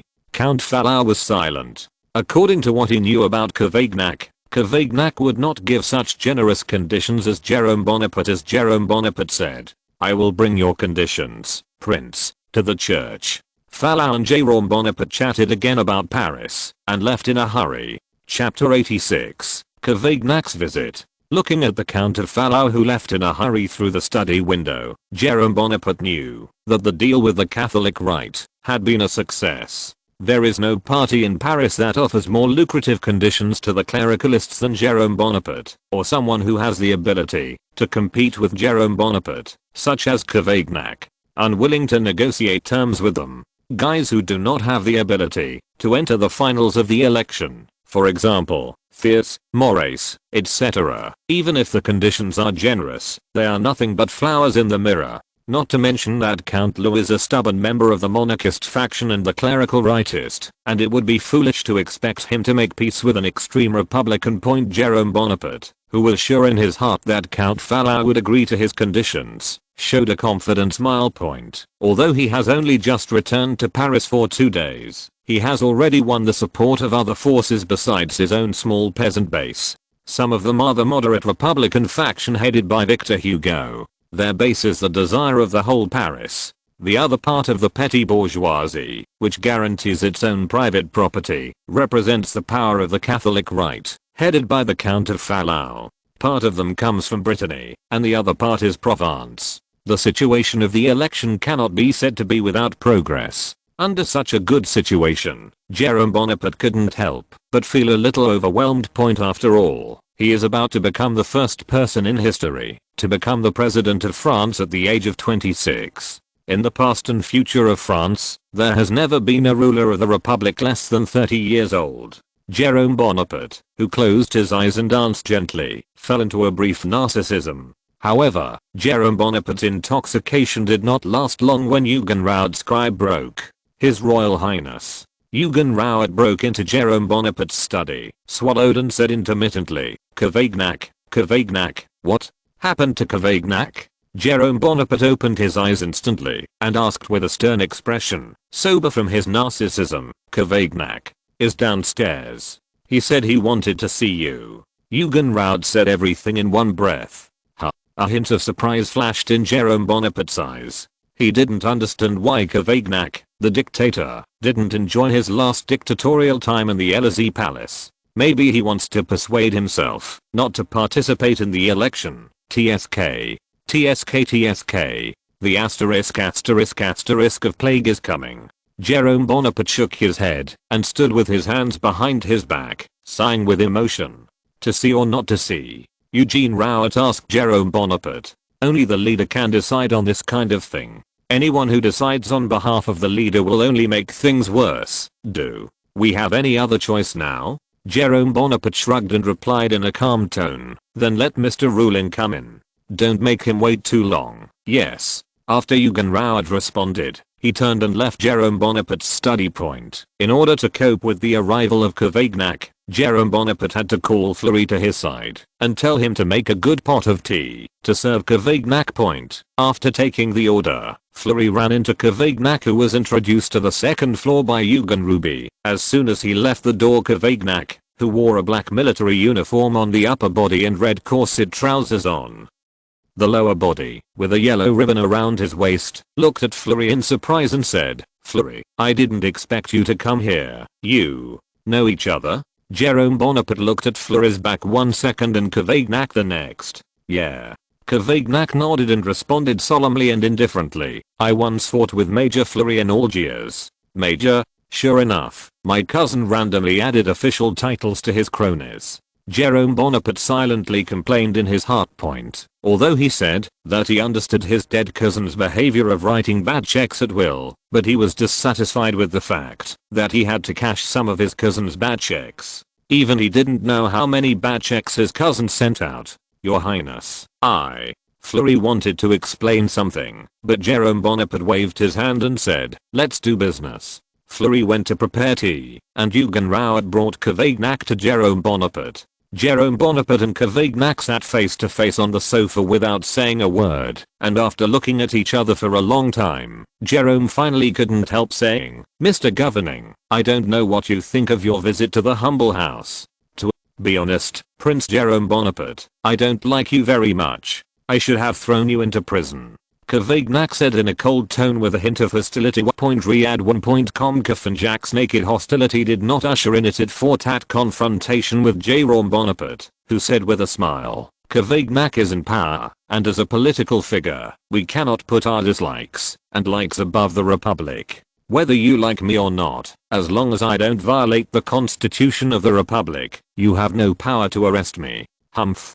Cavaignac still snorted coldly. He was obviously dissatisfied with Jerome Bonaparte's rigid and almost official response. Seeing this, Jerome Bonaparte put away his smile. His expression also became extraordinarily indifferent, and said with a look of refusing others thousands of miles away, "Mr. Governor, if you are here just to express your dissatisfaction, I think you can do it secretly at home by yourself. Curse or pray to God. It's your right." Jerome Bonaparte's yin and yang anger made Cavaignac feel very uncomfortable. He adjusted his mood and said, "I hope you can join my cabinet. The Republic needs someone like you, Jerome." Bonaparte showed an expression of astonishment. He never thought that Cavaignac, who was incompatible with him, would invite him to join him one day. This is the treatment that his cousin in the previous life did not get. "It depends on what position Cavaignac can provide me," Jerome Bonaparte responded frivolously. After thinking for a moment, Cavaignac responded, "How about Minister of Public Works? I think this position is very suitable for you. Mastering the power of national public works expenditure means mastering the key to a national oil depot, and the cost of Cavaignac is not too big. What do you need me to do?" Chapter 87, Cavaignac.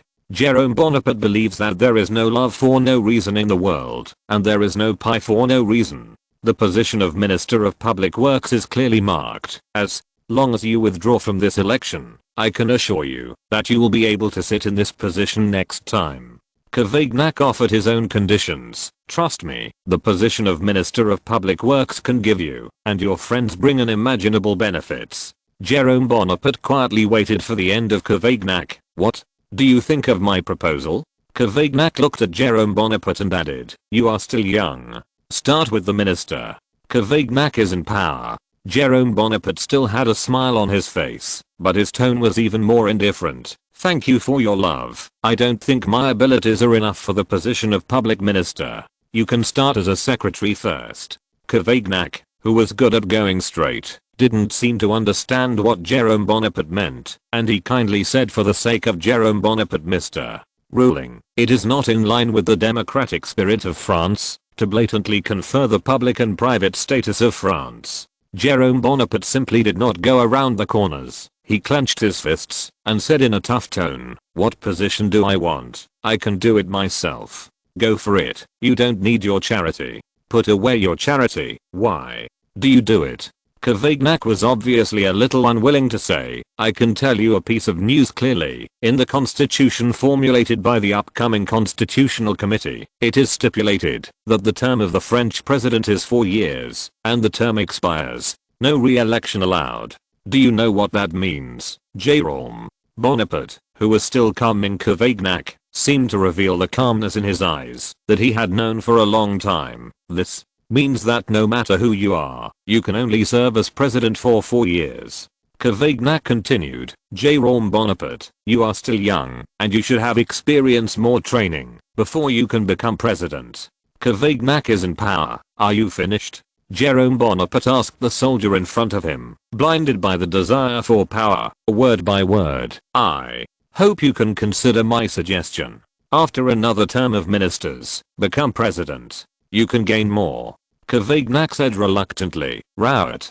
To see you off." Jerome Bonaparte didn't want to make a fuss with the guy in front of him for a moment. "Cavaignac is in power. If you really want to become president, just beat me with the ballots, not use this method.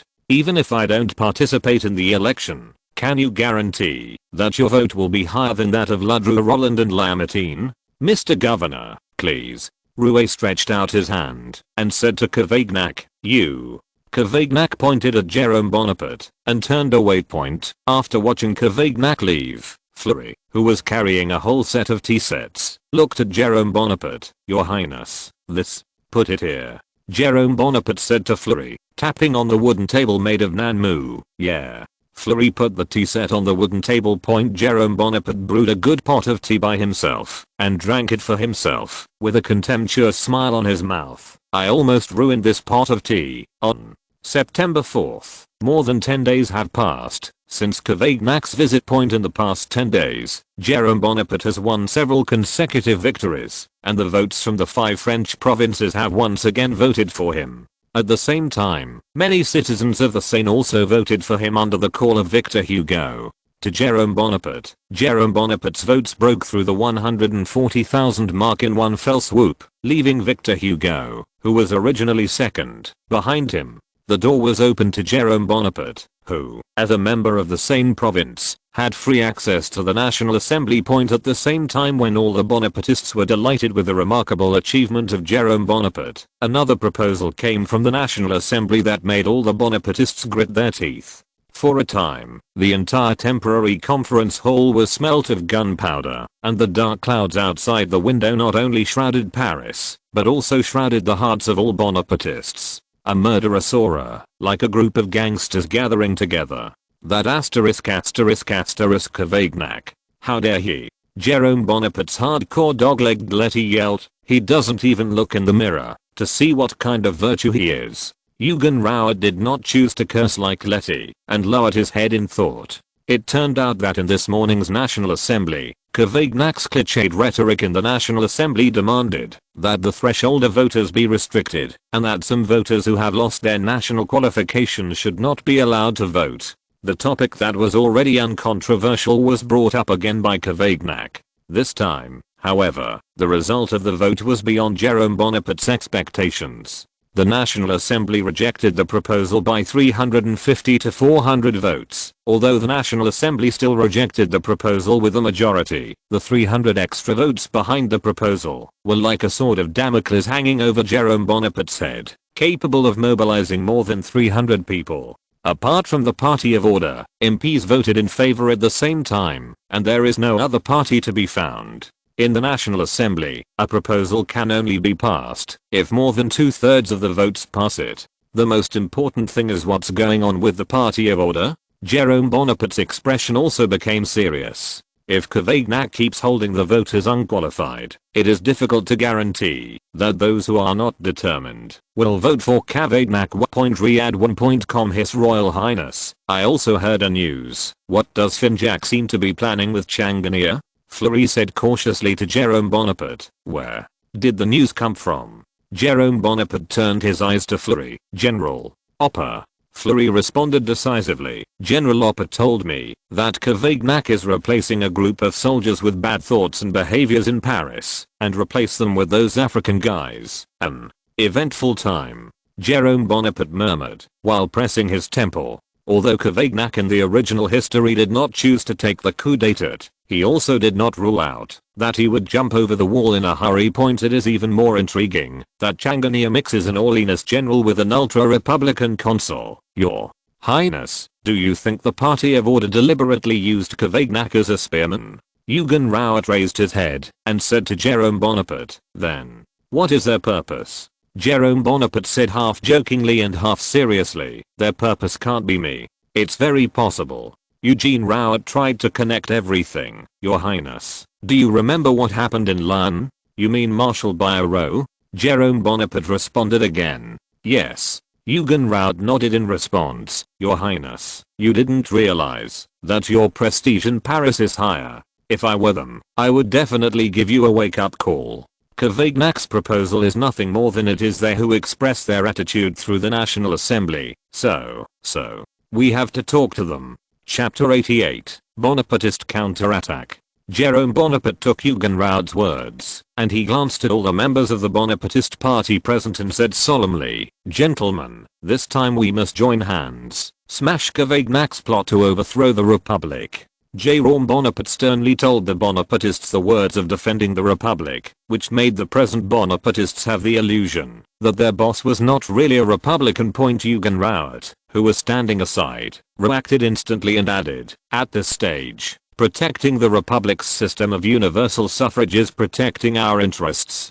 Pessigny, who is in charge of the propaganda section of the newspaper recently, also helped. Roux is right. Maintaining the universal suffrage system of the Republic is to safeguard our own interests.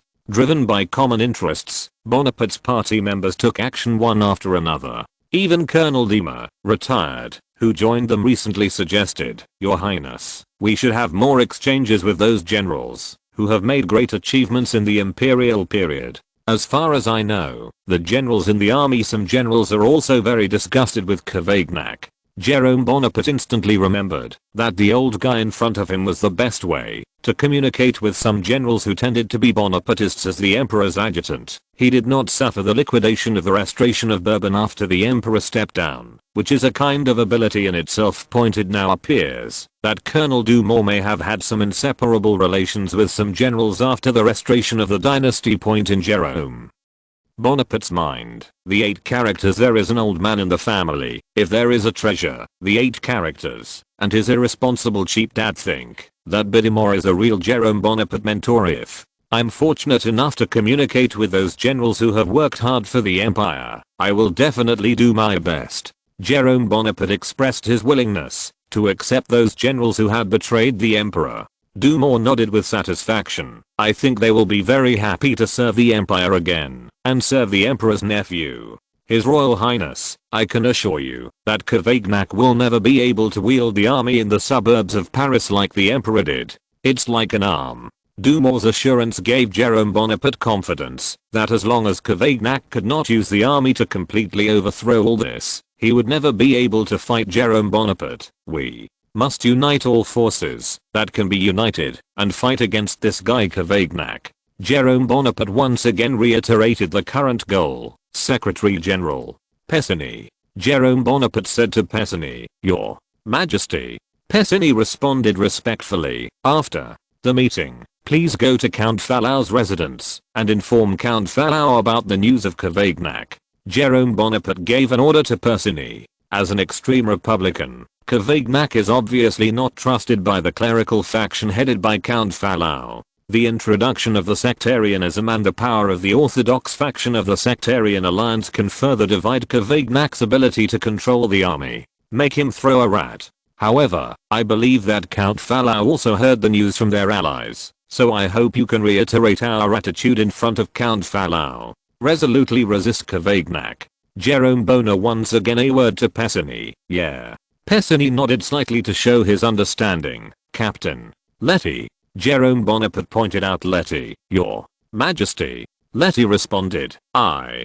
Hope to hear rumors that Cavaignac wants a coup in Paris in the next week. Jerome Bonaparte brought out the second big killer rumor point as long as the news that Cavaignac wants to dissolve the National Assembly in a coup d'etat spreads. The National Assembly will naturally hold Cavaignac accountable. The idiom of three people becoming a tiger is very applicable, no matter where it is. Don't look at the fact that Cavaignac has seized the French military and financial power. In fact, Cavaignac is just a guy whose political life is counted down. It was obviously difficult for some strong men to do the tying of their heads with Cavaignac, an officer who didn't expect to see a rabbit, but not a hawk. What's more, there are many guys like Jerome Bonaparte in the army split. At that time, Cavaignac will face the difficulty of neither clarifying the rumors nor using the military to solve the source of all problems. Remember, Cavaignac must not be allowed to take hold of us. Jerome Bonaparte told Letty again. Jerome Bonaparte was very worried about this loose Bonaparte alliance.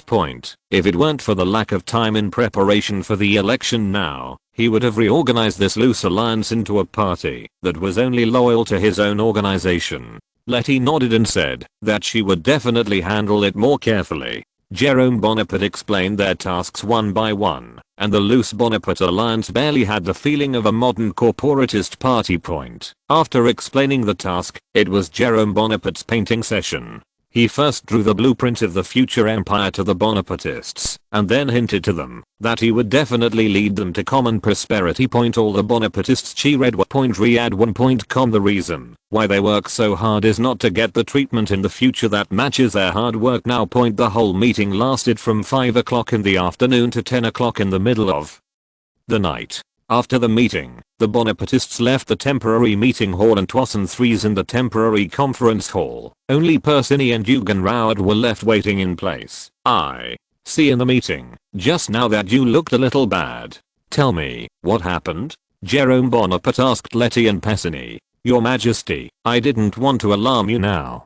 Persigny first apologized to Jerome Bonaparte and then expressed his difficulties since Persigny was appointed by Jerome Bonaparte to be in charge of the newspaper Bonaparte. Persigny has always done his best to do his job well. From buying newspapers to finding accredited printers, to find channels to sell newspapers, and cooperating with friends, Persigny did it all by himself, and of course, he felt help was indispensable. However, just a few days ago, several bureaucrats who were temporarily working under the Industry and Commerce in charge of newspaper censorship came to the newspaper office and wanted to close the newspaper office on the grounds that the procedures of the newspaper office were illegal. Fortunately, Persigny actively revealed his identity, and the censorship bureaucracy left in despair. However, the matter did not end.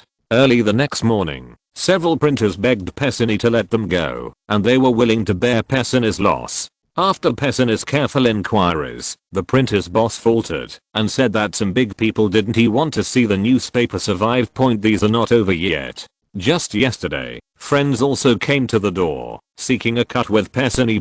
Now Persigny is completely in trouble. If you're listening to this novel on a channel other than Fanfic World, it means they downloaded and uploaded it without effort. We cordially invite you to visit our channel, Mundo Fanfic Novelos. There you'll find the original version of this story and you can explore many other novels of various genres. We're waiting for you to immerse yourself in a world of incredible novels. Chapter 89, Facing Fears. Your Majesty, I guess it must be Cavaignac's ghost. Persigny vowed, only he can drive those **** bureaucrats to attack us. My friend, please don't speak in this tone. Jerome Bonaparte raised his hand to stop Persigny from complaining. In the end, those guys are just poor people loyal to the system. Every year the salary is less than 4,000 francs, and I have to face the accusation of my boss. Compared with other industries, the French clerk in the 19th century was indeed a decent job, but it was only decent. The annual salary of the grassroots bureaucrats sitting in the Paris office was only about 1,300 to 3,800 francs. The skilled workers of the same period, the annual salary is also 2,500 francs, and the annual income balance of French farmers is 1,500 to 2,000 francs. This means that, if the French grassroots bureaucracy does not have some extra income, it will be difficult for him to support a family and extort some people from other provinces to earn extra money.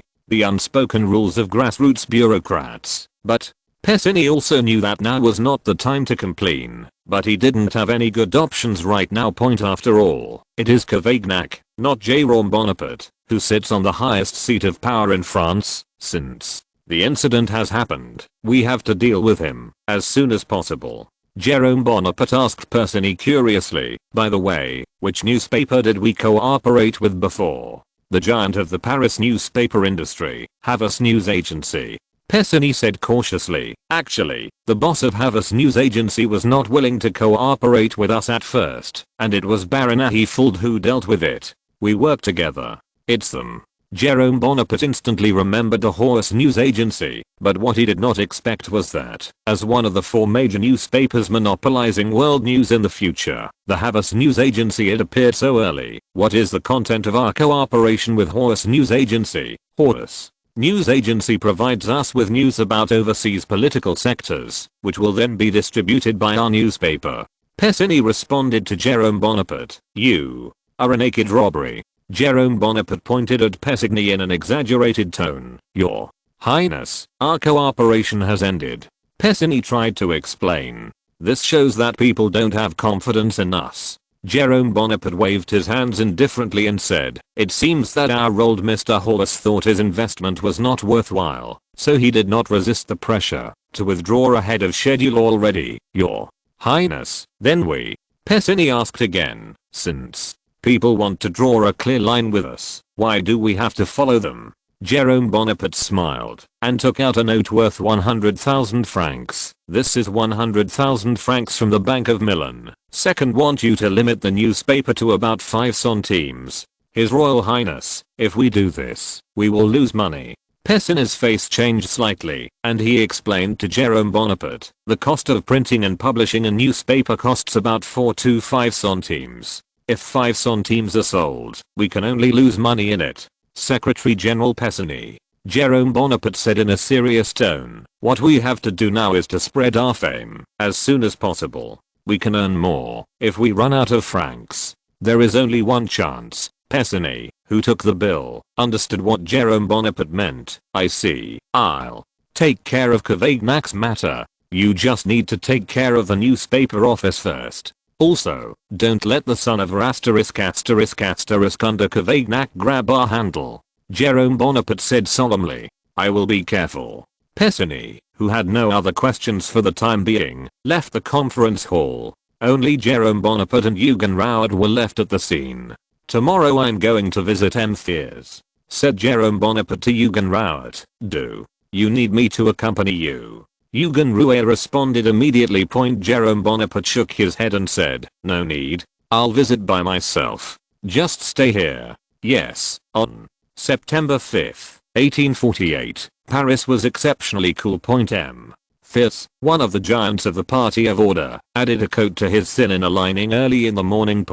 Although the weather has turned slightly cooler, our M. Thiers' heart is still like a flame. The burning of the fire of ambition hidden in the body gave Thiers exuberant energy. Monsieur Jérôme Bonaparte, please. The servant in charge of the announcement reported to Thiers the news of Jérôme Bonaparte's visit. Has it finally come? Thiers, who was a dwarf and tall, showed a treacherous smile at the corners of his mouth. He thought that the crappy prince would be able to support him for a long time. The originally vigilant heart was once again relieved by the visit of Jérôme Bonaparte. Reading www.urkanshu.com. A guy who relies on the shadow of his father's generation is nothing to be afraid of. Then, let Mr. Jérôme Bonaparte come in. Thiers couldn't help showing a hint of pride. The servant led Jérôme Bonaparte to the parlor where Thiers received. Jérôme Bonaparte finally saw the true face of Thiers. It's even uglier than the photo. This was Jérôme Bonaparte's first thought when he saw Thiers. Mr. Bonaparte, don't you know why you came to me? Thiers' treacherous face showed a surprised expression. He seemed to be surprised by the arrival of Jérôme Bonaparte. Mr. Thiers, I hope you and your party can help me run for president. Jérôme Bonaparte pretended to stammer in his amusing Tuscan accent. Tuscan hillbilly. Thiers despised Jérôme Bonaparte again in his heart, and he still had a surprised expression on his face. Mr. Bonaparte, the election for the presidency can only be chosen by all the people, and we don't have this option at power. Well, vote. Unexpectedly, Thiers is also a senior Republican. Jerome Bonaparte praised. I've always been a Republican. Thiers, the political chameleon, responded modestly. Then, as a Republican, you definitely don't want to see the votes that belong to all the voters of the Republic being erased by some people for inexplicable reasons. Jerome Bonaparte said with emphasis. Who would do such a thing? Thiers responded by shouting to catch the thief, looking like a funny clown. Monsieur Bonaparte, you should raise this matter in the National Assembly, not with me. Discuss here. Chapter 90. Thiers said. No. Thiers. Jerome Bonaparte continued with his polite face and said to Thiers, the fate of France does not depend on the National Assembly, but on you and your friends. It is where you are, to be precise, political party. Jerome Bonaparte's straightforward response made Thiers, who had originally wanted to communicate with him with long political nonsense, even more contempt for the rude Italian in front of him. Point a fool with a Bonaparte halo. Point the sneerer turned to sneer. The smile on Thiers' face did not diminish in the slightest. He unhurriedly opened the coffee storage tank placed on the round table. The steaming coffee exuded a rich aroma and floated to Jerome Beau in front of Nabus. Would you like some more? Thiers scooped a spoonful of coffee with an aluminum spoon and put it in the cup.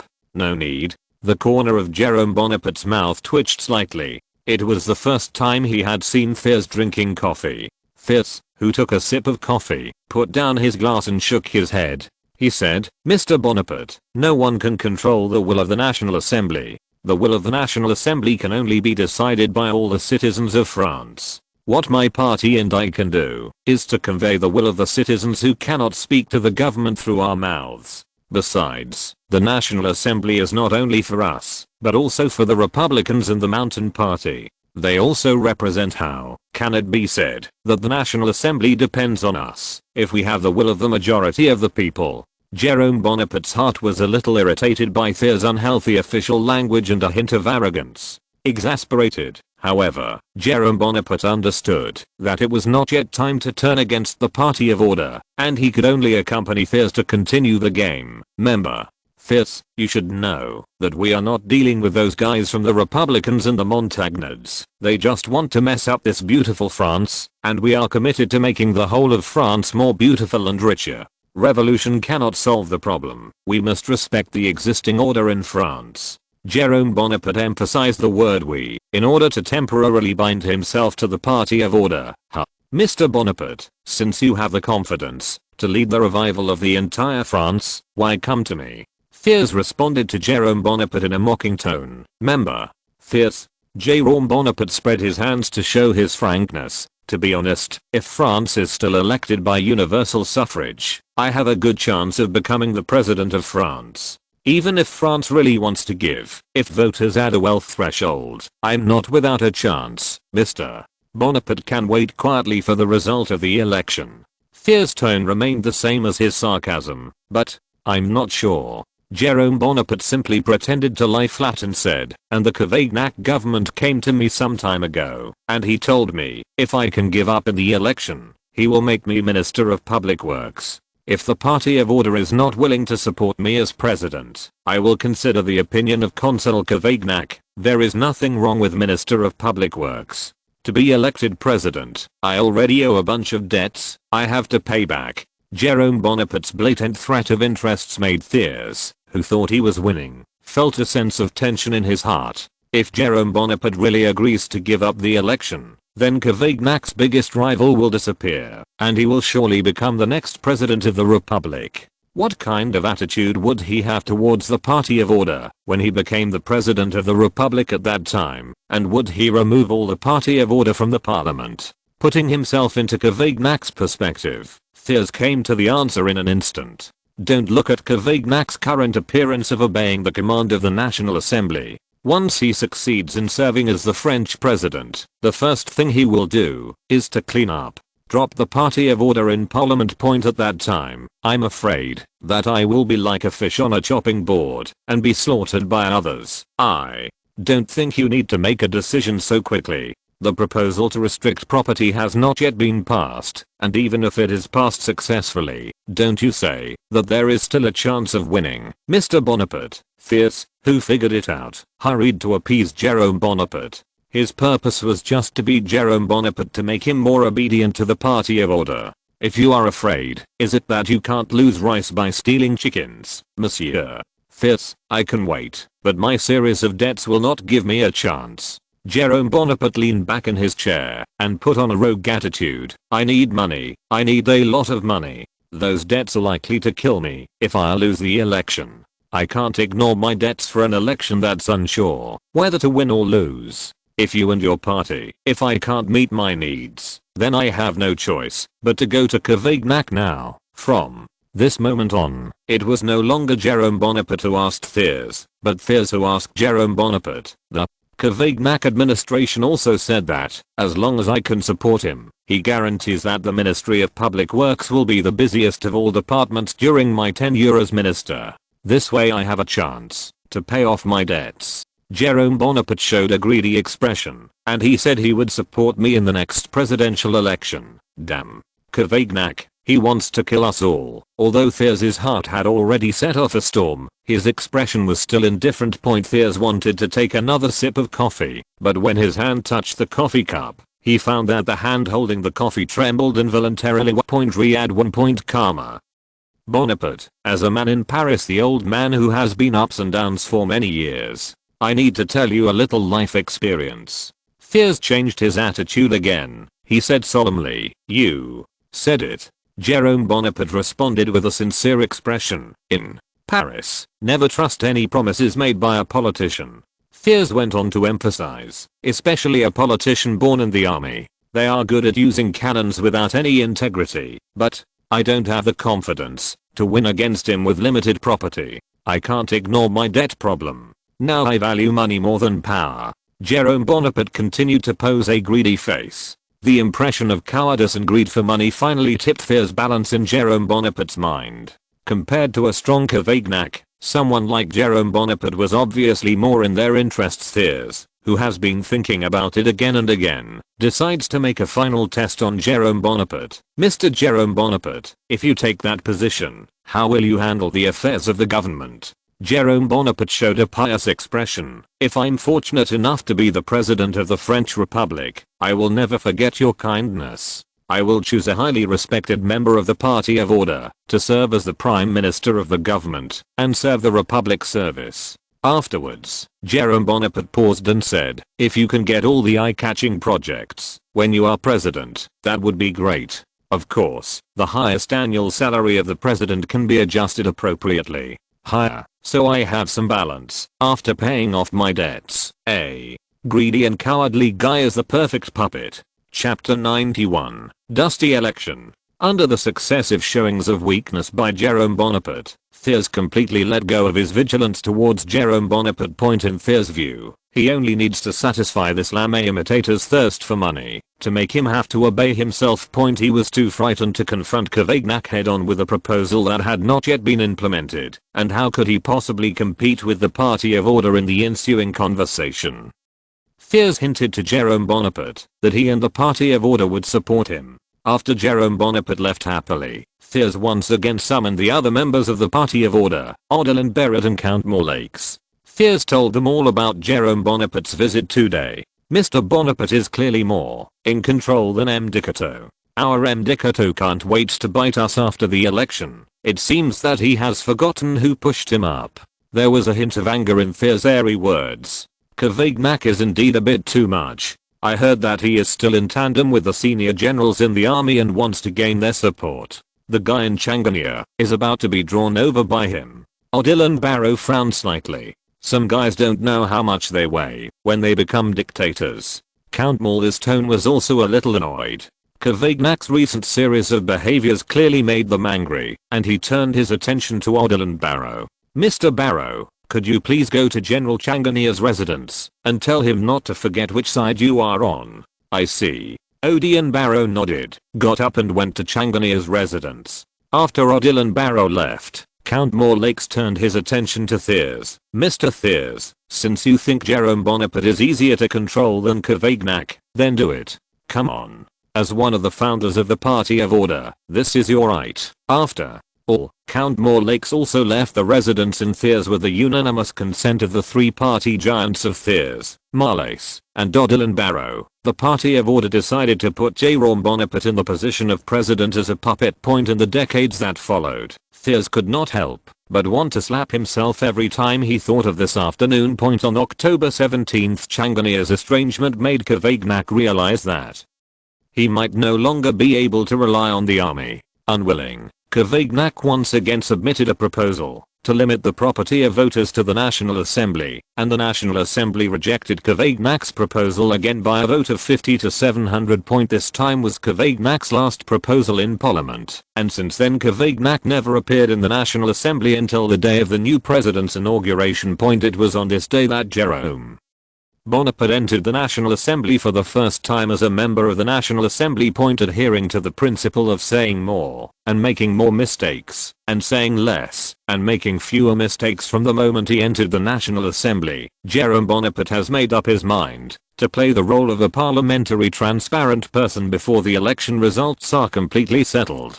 For this reason, he also deliberately chose a remote corner far from the rostrum to participate in every National Assembly without saying a word. After each National Assembly meeting, Jerome Bonaparte always gathered the Bonapartists together and asked them to report on the progress of the work. As for Pessigny, since Cavaignac threatened the upstream and downstream industrial chain of Bonaparte under Jerome Bonaparte, Bonaparte has changed from a daily newspaper to a weekly newspaper.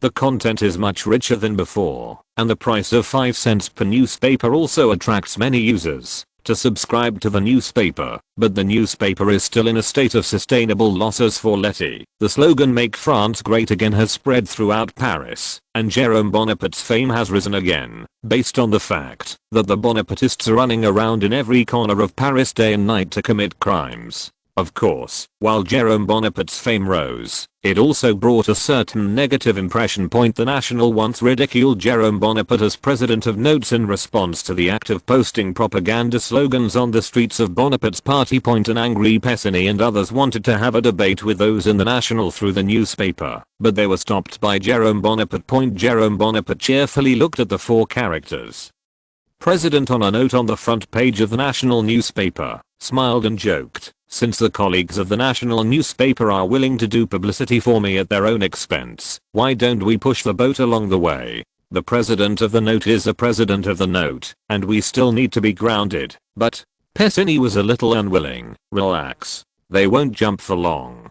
Jerome Bonaparte patted Pessigny on the shoulder. "It won't be long before it's our round." On November 7th, the Constitution of the French Republic was finally introduced after Cavaignac's deliberate delay. The Constitution stipulates that the President of the French Republic, as the military commander, enjoys the highest military power, diplomatic power and the right to formulate laws. Read 1. At the same time, he can also dissolve the cabinet without the consent of the National Assembly. This imperial style, the term of office of the president's right is only 4 years. In order to limit this privilege, the Constitution specifically stipulates that, as the supreme military commander, the president cannot directly command the military and cannot dissolve the National Assembly. The National Assembly holds the highest judicial power. After the Constitution is promulgated, the next step is the final voting session.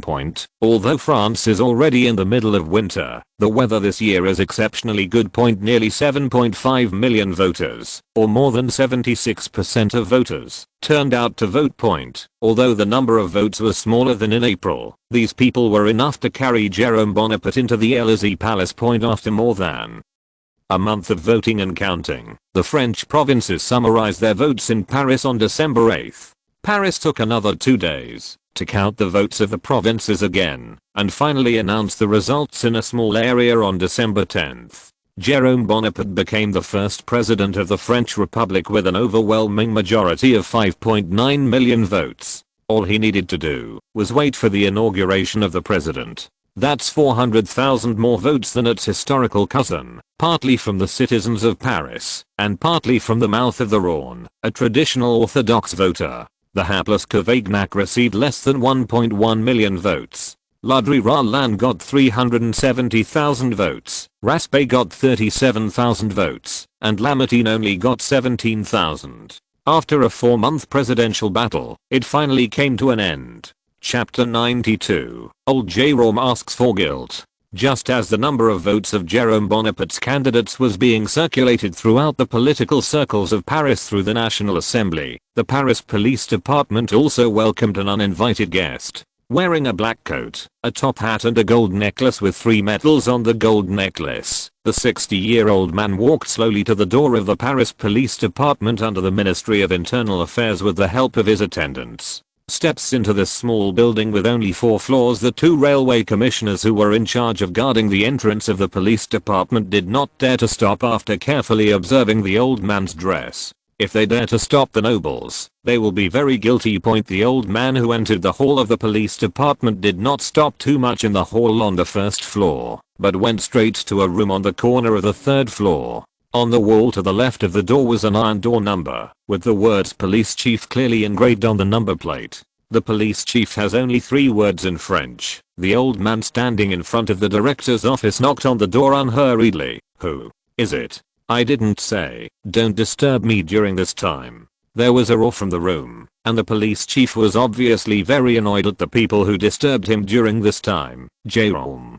Napoleon, I'm here to visit Director Maxim Deccan today. The old man. No, it should be the old Prince Jerome who spoke slowly, with the arrogance typical of aristocrats. Not long after, a woman's scream and the sound of a chair dragging came from the room. Immediately afterwards, the police chief responded in a panic. Your Excellency, please wait. I'll open the door for you right away. The movement in the room caused a smile on the corner of the old Prince Jerome's mouth. He was quite understanding and humorously responded, Mr. Director, as a gentleman, you can't give up halfway. After a while, the door of the police chief's office slowly opened, and a woman with grayish blonde hair wearing a red robe and a gold braided serpentine neck slightly covered her face with a lace-trimmed ivory bone-carved folding fan, walked out of the director's office. When she met the old Prince Jerome at the door of the room, she did not forget to pull down the fan and throw a wink at the old Jerome to leave. Looking at the charming woman's back, the old Prince Jerome unconsciously burst into flames in his lower abdomen.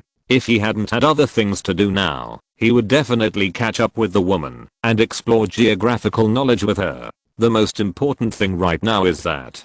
Thinking of this, the old Prince Jerome pushed open the door of the police chief's office and entered the office. The old Prince Jerome, who entered the office, glanced at the extremely luxurious office in front of him, and then glanced at the director Maxim Deccan, who got up and trotted to him. Your Excellency, I don't know what you are doing here with me. Director Maxim Deccan lowered his posture and asked the old Prince Jerome cautiously, for fear that his words would anger the old prince in front of him. As the most well-informed group of people in Paris, Maxim Deccan already knew in the early morning of December 10th that the boss of his future boss was Prince Jerome Bonaparte. In order not to lose his job, Maxim Deccan must please the father of the prince in front of him. Only in this way can I wash away the mark of Kvagnak left on my body. Thinking of this, Maxim Deccan couldn't help but regret his reckless behavior in the French election. He voted for Kvagnak at the beginning, and at the same time, cooperated with his boss to deal with the newspaper where Jerome Bonaparte worked short. Right now, political speculation has failed, and his job is in jeopardy. Looking at director Maxim Deccan with a terrified expression in front of him, old Jerome couldn't help but feel a little complacent.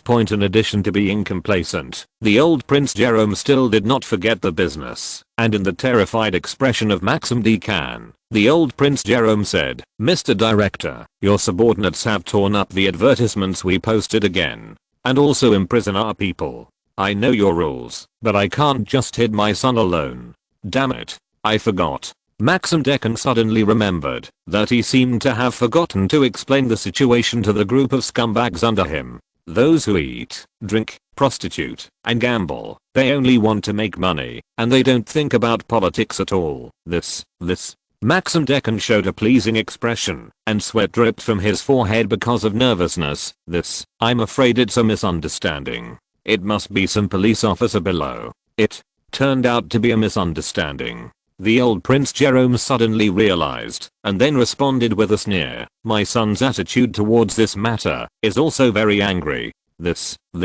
Maxim Deccan hesitated to compliment. Actually, in fact, His Royal Highness, Jerome Bonaparte, has already won enough votes, so there is no need for any more publicity. That's why you asked people to tear up our advertisements and imprison our members." The old Prince Jerome deliberately raised his voice so that his voice could reach the outside world. "No, it's not." Maxim Deccan, who wanted to cry without tears, didn't know how to explain it to the old Prince Jerome, and he couldn't tell the old Prince Jerome that he was obsessed with charging for Kavagnak. "Now, immediately, release the person you arrested." The old Prince Jerome emphasized to Maxim Deccan. Riyadh1.com. Yes, I will do it. Maxim Deccan's submissive response. He knows that he has no bargaining capital at all, and the bitter fruit of the failure of political speculation can only be tasted by himself. At the same time, I ask you to severely punish those police officers who took action against our Bonaparte members. The old Prince Jerome put forward the second condition. Yes. Maxim Deccan agreed to the old Prince Jerome's condition again. Although doing so may dampen his prestige in the hearts of police officers, Maxim Deccan cares more about his future boss's boss than to please his subordinates. The third one. The old Prince Jerome's expression was no longer cold. He glanced at the open room and said in a low voice, "Well, this is my little suggestion to the police department." "You said it."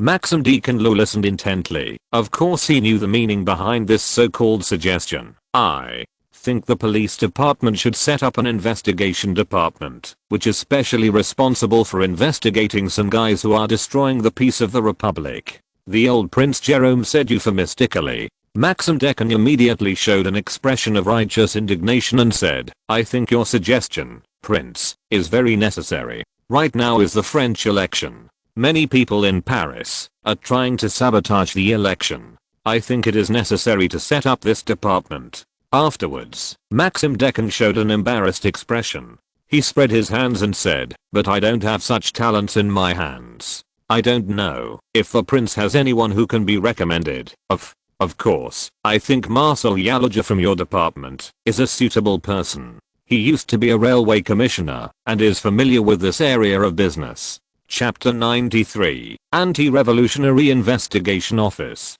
Under the highly recommended of the old Jerome, the police chief Maxim Deccan heartedly accepted the suggestion of the old Prince Jerome. The railway police commissioner Marcel Yaloja, who was originally marginalized in the police department, was immediately appointed by Maxim Deccan as the acting director of the Anti-Revolution Investigation Department. This newly established investigation department will assume the responsibilities that the railway police commissioner should have assumed. Become a secret policeman monitoring Paris, although it is said that the newly established Anti-Revolution Investigation Bureau is only an inconspicuous force in Paris at this stage, but it is parasitic in the police department and has steadily expanded with the expansion of Jerome Bonaparte's power. As for why it is called the eradication of rebels, of course, it is a bad taste of President Jerome Bonaparte. The old Prince Jerome, who had solved the problem of Marcel Yaloja's organization, got into the carriage and left, accompanied eagerly by Maxim Deccan. Looking at the back of the carriage leaving, Maxim Deccan's expression changed from sunny to gloomy. Now he is going to solve the problem that the old Prince Jerome raised for him. Sitting in the carriage, the old Prince Jerome rubbed the scepter in his hand and looked at the scenery outside the window, feeling a little emotional in his heart. After more than 30 years, the Bonaparte family finally became the ruler of France again. More importantly, this ruler is still his own son. In a trance, Jerome Bonaparte's consciousness seemed to return to the era of the First Empire. At the request of the emperor, he had to divorce his wife and marry someone he didn't like very much. From then on, he began to against his brother. He wanted to win his brother once, but every time he lost miserably. Until the birth of Jerome Joseph Bonaparte and Mathilde. "Brother, I finally beat you once," old Prince Jerome muttered to himself. The soon carriage arrived at the Rhine Hotel, and the old Prince Jerome walked upstairs with slow and steady steps. At the entrance of the stairs on the second floor, old Jerome heard Jerome Bonaparte's voice in the temporary conference hall. "Fleury, how did you prepare the things I asked you to prepare?" Royal Highness, I have ordered a set of furniture from Baron Achilfeld. Mr. Baron assured me that it must be in the imperial style, and at the same time I have also purchased an unused one from Princess Leven. A two-seater carriage. Fleury, the head of the guard, reported the latest developments to Jerome Bonaparte. Since he got the news on December 10th, Fleury has been arguing about the pomp and etiquette necessary for Jerome Bonaparte to stay in the Élysée Palace. What? About the horse? It's not enough to have a carriage without a horse, Jerome Bonaparte asked. General Oppa told me privately that there are a few extra horses in his family that can be passed on to His Highness. Fleury replied quickly. That's not right. Jerome Bonaparte responded calmly. We have to pay General Oppa at the original price. There is no need to take advantage of others. Having said that, Jerome Bonaparte turned his gaze to Persigny beside Fleury and said, Persigny, how are things going on inside the Élysée Palace? Persigny quickly replied, Your Majesty, I have already negotiated with the people of the Élysée Palace to keep some of the original servants and then recruit some people. It's up to you, but don't let the Élysée Palace mix with unknown people. Jerome Bonaparte warned again. Yes, Your Highness.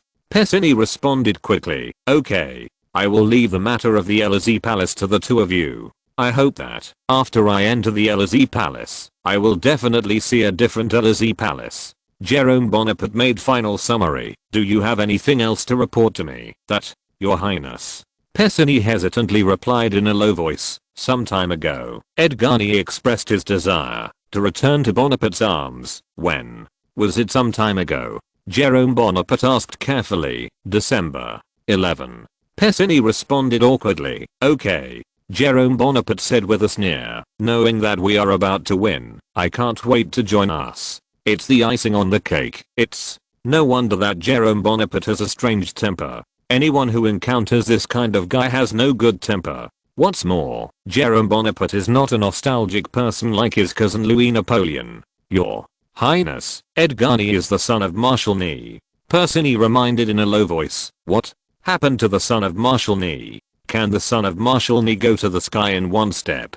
Jerome Bonaparte obviously did not look down on the so-called son of Marshal Ney, who was wearing the halo of the son of the Marshal of the First Empire. Ney was just a sack of wine, and there was no need to waste too much time on him. His Royal Highness, we want to win over the old people of the Empire, so Persigny persuaded me bitterly. Point in all fairness, he also doesn't like Edgarny, who joins the party halfway to pick peaches. But in order to win over the old people of the Empire, they have to win over some old people. Then, put Edgarny in the guard room. If he can't even be a guard, get out as soon as possible. Otherwise, he is humiliating Marshal Ney. Jerome Bonaparte put Edgar Nice in the guard house. Riyadh 1. Common Mr. Mornay. He is also courting us. Major Fleury also carefully suggested a person's name. Mornay. Jerome Bonaparte muttered to himself. For this guy who was his cousin Louis Napoleon's half-sister, Jerome Bonaparte didn't know whether to accept it or not. History has proved that Mornay's ability is indeed there, but compared to his ability, his loyalty has to be discounted. Mornay even contradicted his cousin, let alone himself. However, there are only a few people who can be called the pillars of the current Bonaparte faction, and Mornay's participation will only benefit the Bonapartists. Jerome Bonaparte, who had been thinking for a long time, responded, Don't rush to reply to Mornay, I have other arrangements. In the words of Persigny and Fleury, the basic personnel of the Élysée Palace have been selected.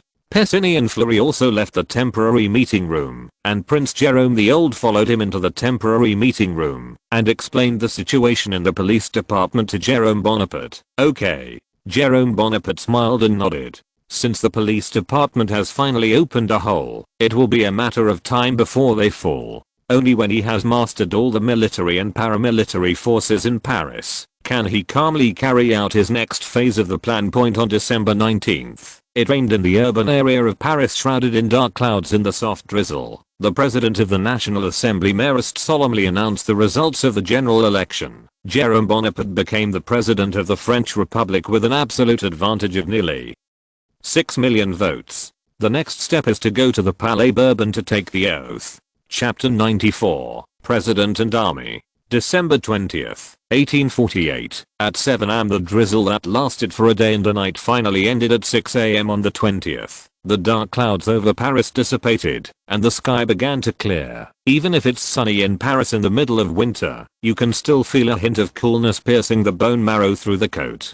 To combat the chill, middle-class Parisians and wealthy businessmen added a set of wool linings to their dresses. This will add a touch of warmth, while retaining the elegance. Since today is Thursday, the people of Paris have started their hard-working day again. As President Jerome Bonaparte, who is about to dominate Paris and the whole of France, is wearing a black corset, wearing the Legion of Glory and large shoulder straps, standing by the window and looking into the distance, and the direction he is looking at is the direction he is about to come. The direction of the Bourbon Palace. Jerome Bonaparte, who had been looking at himself for a long time, rubbed his slightly sour eyes and turned to the desk. There was a piece of paper on the desk. The paper was covered with dense French time to make an inaugural speech. In order not to mess up his first inaugural speech, he spent the rest of the night reading the speech by heart. Jerome Bonaparte, who had stayed up all night, couldn't help feeling a little sleepy, but now is the most critical moment.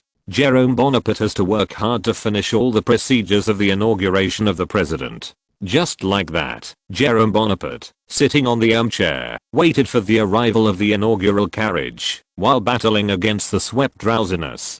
Jerome Bonaparte, whose eyelids were gradually sinking like jacks, finally couldn't help falling asleep. Leaning on the chair, he fell into a haze that seemed to be sleepy but not sleepy. Until there were rapid knocks and shouts outside the door. Jerome Bonaparte, who was leaning on the chair, was awakened by the sudden movement. Yawning, he glanced at the clock on the wall. It was already 2 o'clock in the afternoon. He immediately got up and opened the door. Pessigny looked at Jerome Bonaparte with a decadent expression in front of him. He said, "Your Majesty, your inauguration is about to begin." "I see." Jerome Bonaparte nodded and responded. The hotel owner who followed Pessigny easily brought the basin of warm water to Jerome Bonaparte and said enthusiastically, "Mr. President, it's time to wash up." "Yeah." Jerome Bonaparte nodded and briefly wiped his face under Pessigny's serving. The refreshed Jerome Bonaparte stood by the mirror and smoothed the folds of his cuffs, nodding with satisfaction. "Let's go." Jerome Bonaparte went downstairs with Pessigny. At this time, the roads on both sides of the entrance of the Rhine Hotel were already full of people who came to watch the fun. The Paris residents who heard that the president was at the Rhine Hotel hoped to meet the new French president, but they voted for Bonaparte at first. The appearance of Jerome Bonaparte caused a commotion among the residents on both sides of the road. "Quiet!" Fleury, who was in charge of guarding the safety of Jerome Bonaparte, shouted loudly, and then ordered the soldiers who had been seconded by him from the Bourbon Palace to protect the president to maintain order. Facing the soldiers with bright bayonets, the residents remembered the massacre a few months ago, and they fell silent. The soldiers soon carve a road that also follows the same carriage. Jerome Bonaparte, who was standing on the steps, looked at the people under the steps. From their eyes, he saw curiosity, admiration. He cleared his throat, waved his hand, and said, "I'm Jerome Bonaparte. Nabil is here to thank you for your support. Believe me, every vote you cast for me will bring you 1,000,000 times the benefits.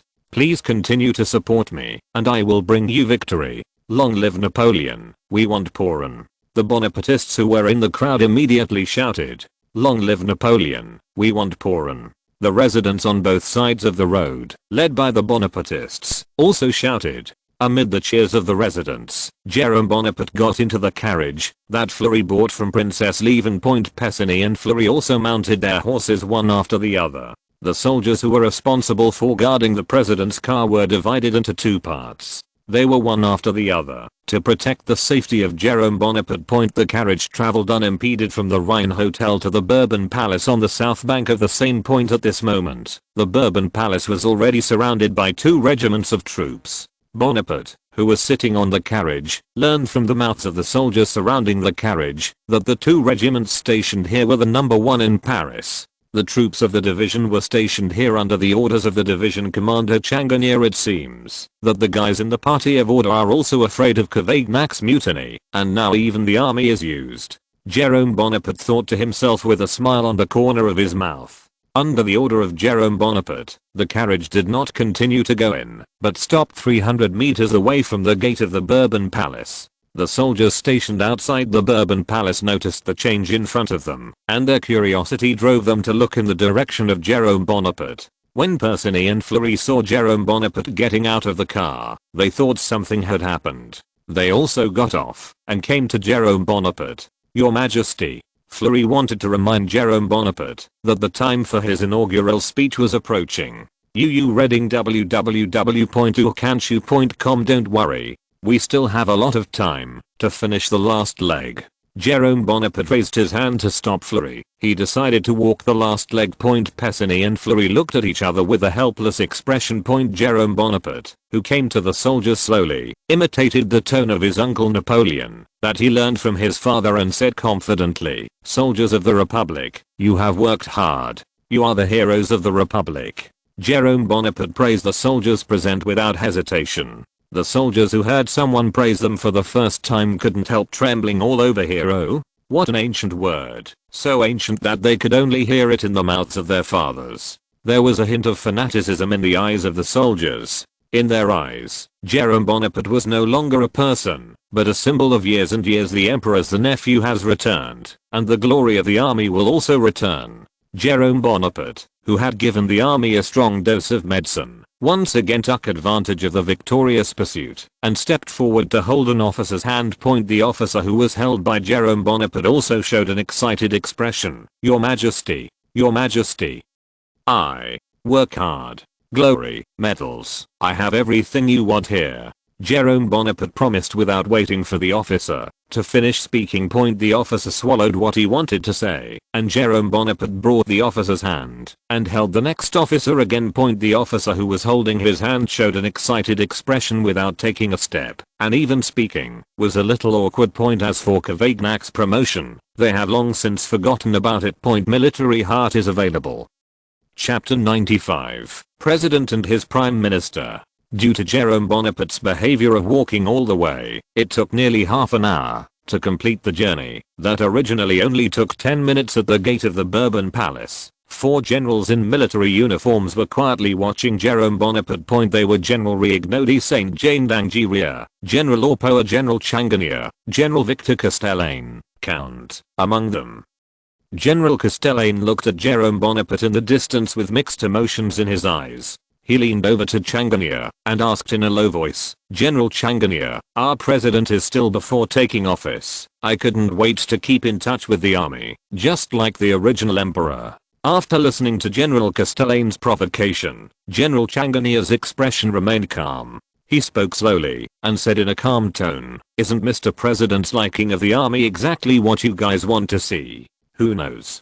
Castellane shrugged his shoulders and responded in a strange tone. His eyes turned to Jerome Bonaparte again. Changanier frowned slightly, then returned to his indifferent expression. Jerome Bonaparte, who came to the front of the 4 generals, shook hands with General Renaud, General Orpoa, General Castellane with a smile, and when he stretched out his hand in front of General Changanier, the little old man Changanier did not extend his hand, but said lightly, "Mr. President, your inaugural speech is about to start. We should go in." Having said that, Changanier turned around and entered the venue, leaving only the embarrassed Jerome Bonaparte. Ha ha ha. Our General Changanier is really a resolute general.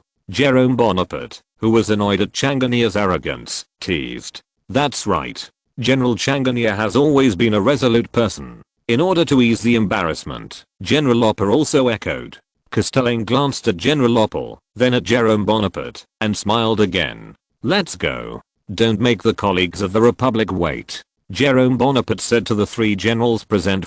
The 3 generals walked at the front of the line, and Jerome Bonaparte walked at the end of the line. The 3 people who entered the hall of the Bourbon Palace walked through the long and narrow corridor covered with red carpets, and came to the door of the main hall. On the other side of the door was the National Assembly, which could accommodate nearly 1,000 people. Changanier, who was standing at the door, reintegrated into the team, and he pushed open the door of the National Assembly.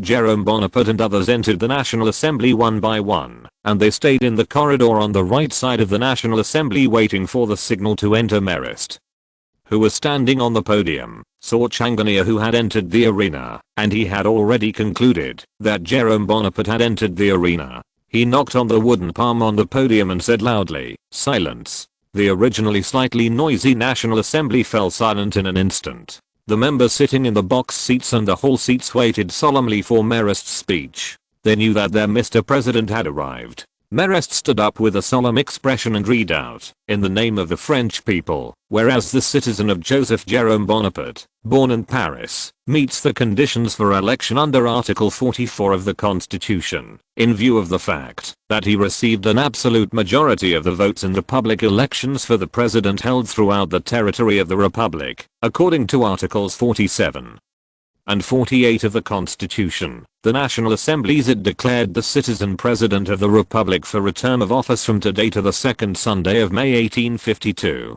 After Marist's solemn announcement was over, the members of the parliament gave a warm applause. They were either sincerely or perfunctory applauding for the Republic. Then Marist added, "According to the decree, this speaker will invite citizens of the President of the French Republic to come to the rostrum in order to take the oath of office.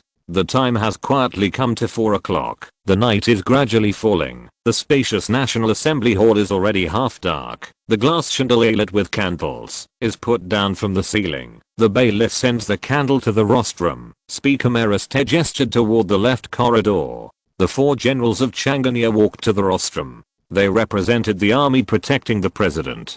Jerome Bonaparte stood on the rostrum. "Dear compatriots, as God's testimony, in front of the National Assembly representing the French people." Jerome Bonaparte looked straight ahead and tried to swear in a standard Parisian accent.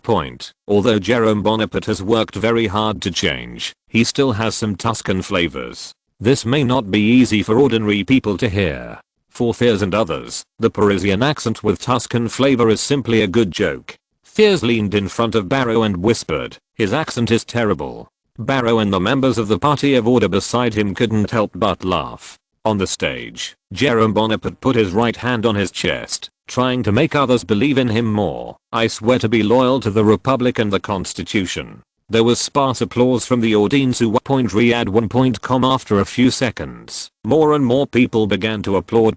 Jerome Bonaparte temporarily bid farewell to the rostrum, after bowing to all the deputies present. Immediately afterwards, Cavaignac came to power. At this time, Cavaignac no longer had the charm of being a dictator before. Holding the speech, he stammered to express his blessings to Jerome Bonaparte, and at the same time expressed his joy for the future of the French Republic.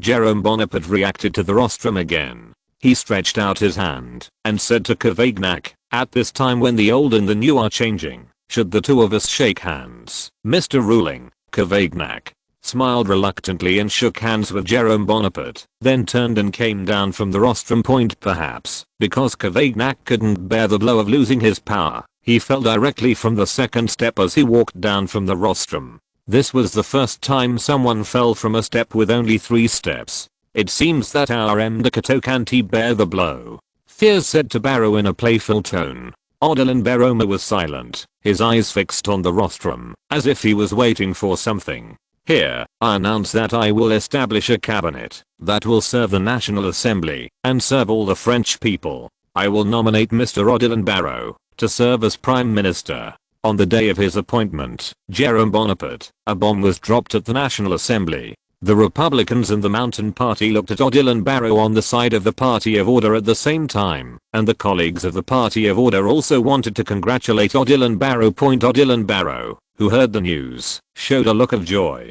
After more than 10 years of struggle in the July dynasty, he finally became the Prime Minister of the Second Republic. If you're listening to this novel on a channel other than Fanfic World, it means they downloaded and uploaded it without effort. We cordially invite you to visit our channel, Mundo Fanfic Novelos. There you'll find the original version of this story and you can explore many other novels of various genres. We're waiting for you to immerse yourself in a world of incredible novels. Chapter 96, Gluttonous Feast, 3,000 characters large. Congratulations, Prime Minister Barrot. Thiers smiled and congratulated Odilon Barrot. He was not surprised at the result, because all this had been arranged before. "Thank you.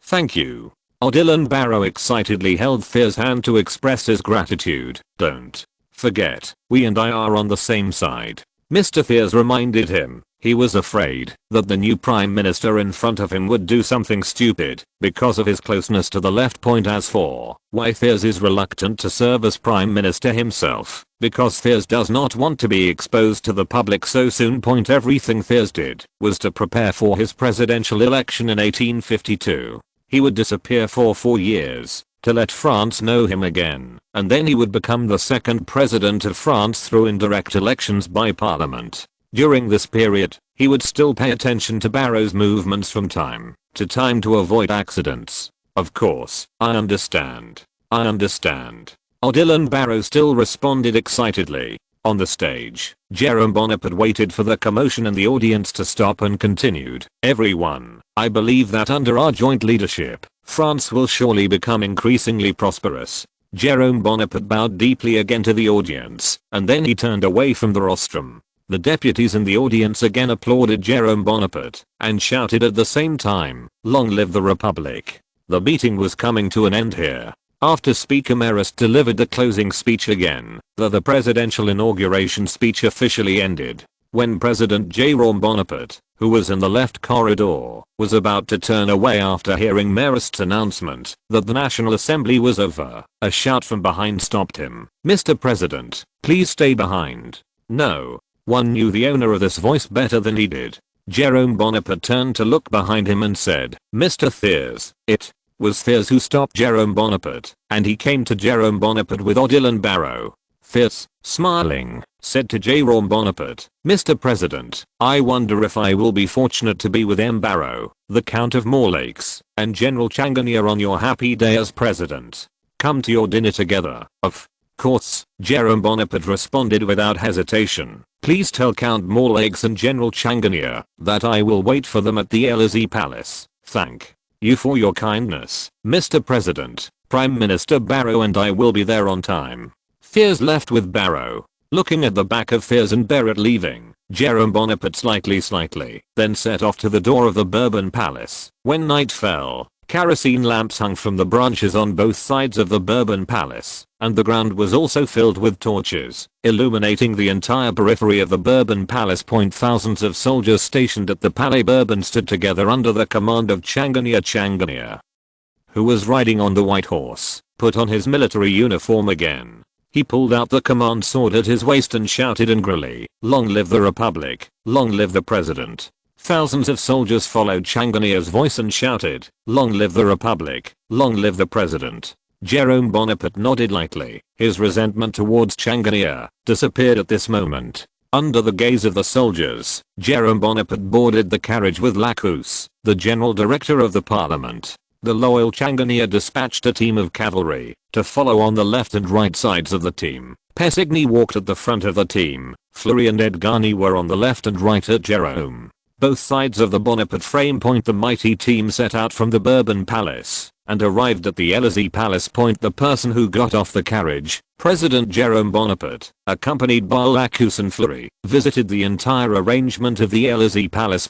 I have to admit that the decoration and layout of the Élysée Palace is many times bigger than the Rhine Hotel where I lived before. More importantly, this is the place where my uncle, Emperor Napoleon, abdicated at that time. The uncle abdicated, and the nephew succeeded. This kind of fate is too ingenious, so ingenious that people have to imagine.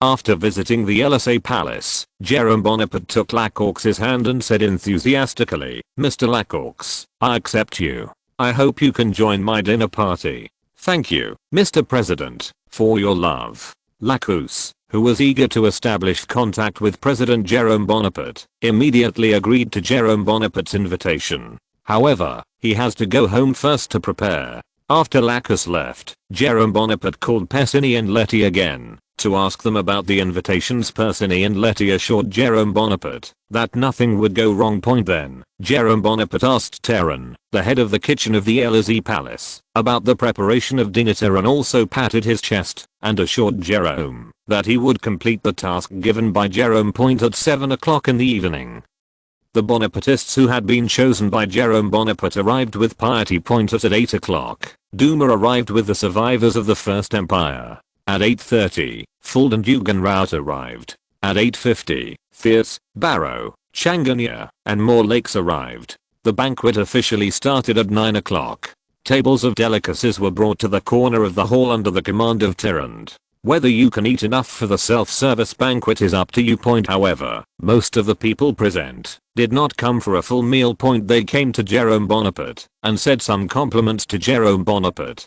Jerome Bonaparte also smiled and expressed his gratitude. Along with round after round of toasts, Jerome Bonaparte gradually felt a little unsupported. At this moment, Thiers came to Jerome Bonaparte and whispered, "I wonder if Mr. President can find us a room." Jerome Bonaparte smiled and nodded. Under his leadership, Thiers and others left the main hall of the Élysée Palace and entered one of the rooms of the Élysée Palace. The host of the main hall also had him become his sister Mathilde. Jerome Bonaparte, who entered the room, sat on a single sofa. Thiers and others sat on the sofa beside Jerome Bonaparte. "Mr. President, thank you very much for appointing me as Prime Minister." Odilon Barrot, who had just sat down, responded to Jerome Bonaparte. "Mr.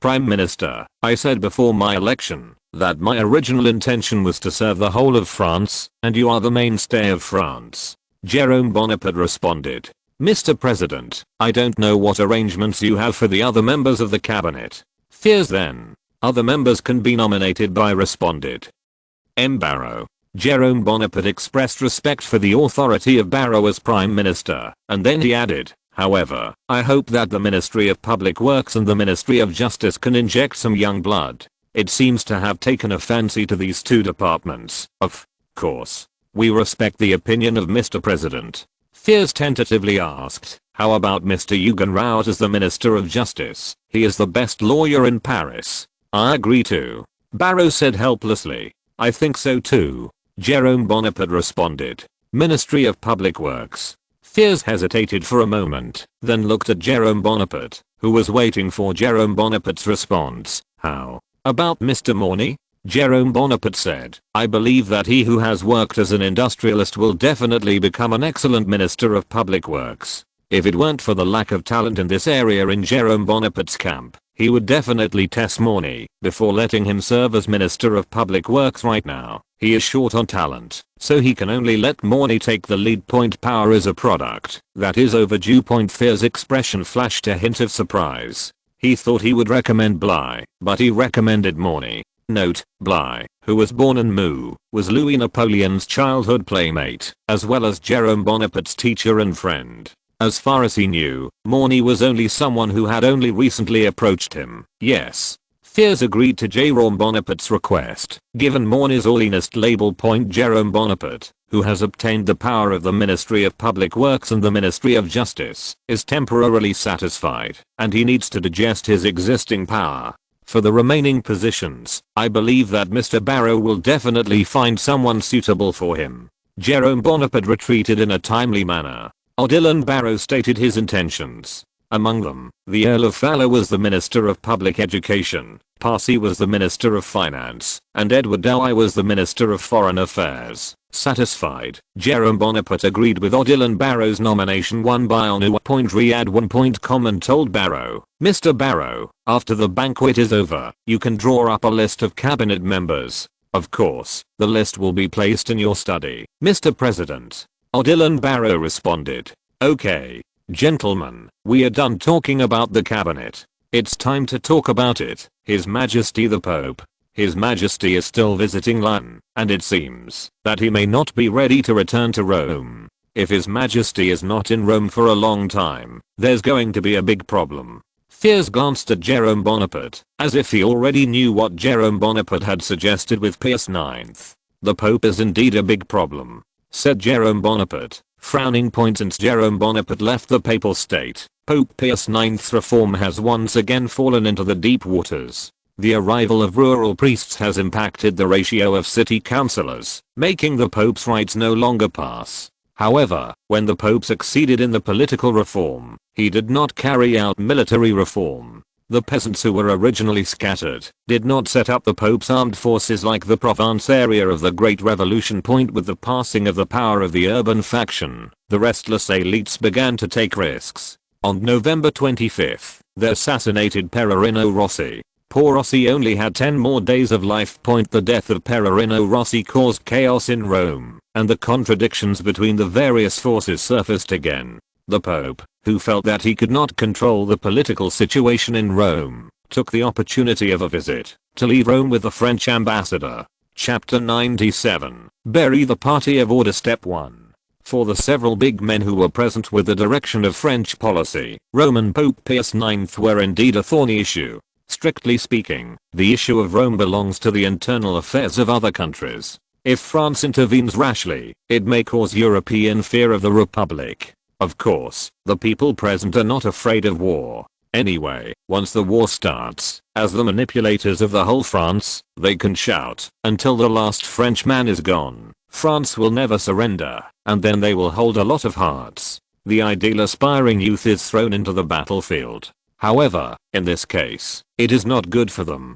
Everyone is unwilling to start a full-scale war. Once the war starts, no one can escape. On the other hand, if they do not intervene, Rome in the anarchic stage will inevitably slide to the side of revolution. Once Rome, the holy land of Catholicism, is lost, French Catholic conservatism will inevitably suffer a blow, along with the same subordination to conservatives. The Socialist Party of Order will also suffer, and the Republicans in the National Assembly will be shocked, and the National Assembly is likely to become the world of the Republicans and the Mountain Party. Not to mention, that when Jerome Bonaparte was in Rome, he had already promised Pius IX that, if one day he was really kicked out by Rome, then he would definitely help him to suppress the bad guys. In Jerome Bonaparte's plan, Pope Pius IX, who had the majority in the parliament and the local peasant self-defense force under the leadership of the clergy to defend the Pope, could not possibly lose to the Roman people. Compared with the vast countryside and honest peasants of the papal state, the city of Rome has no ability to fight against it.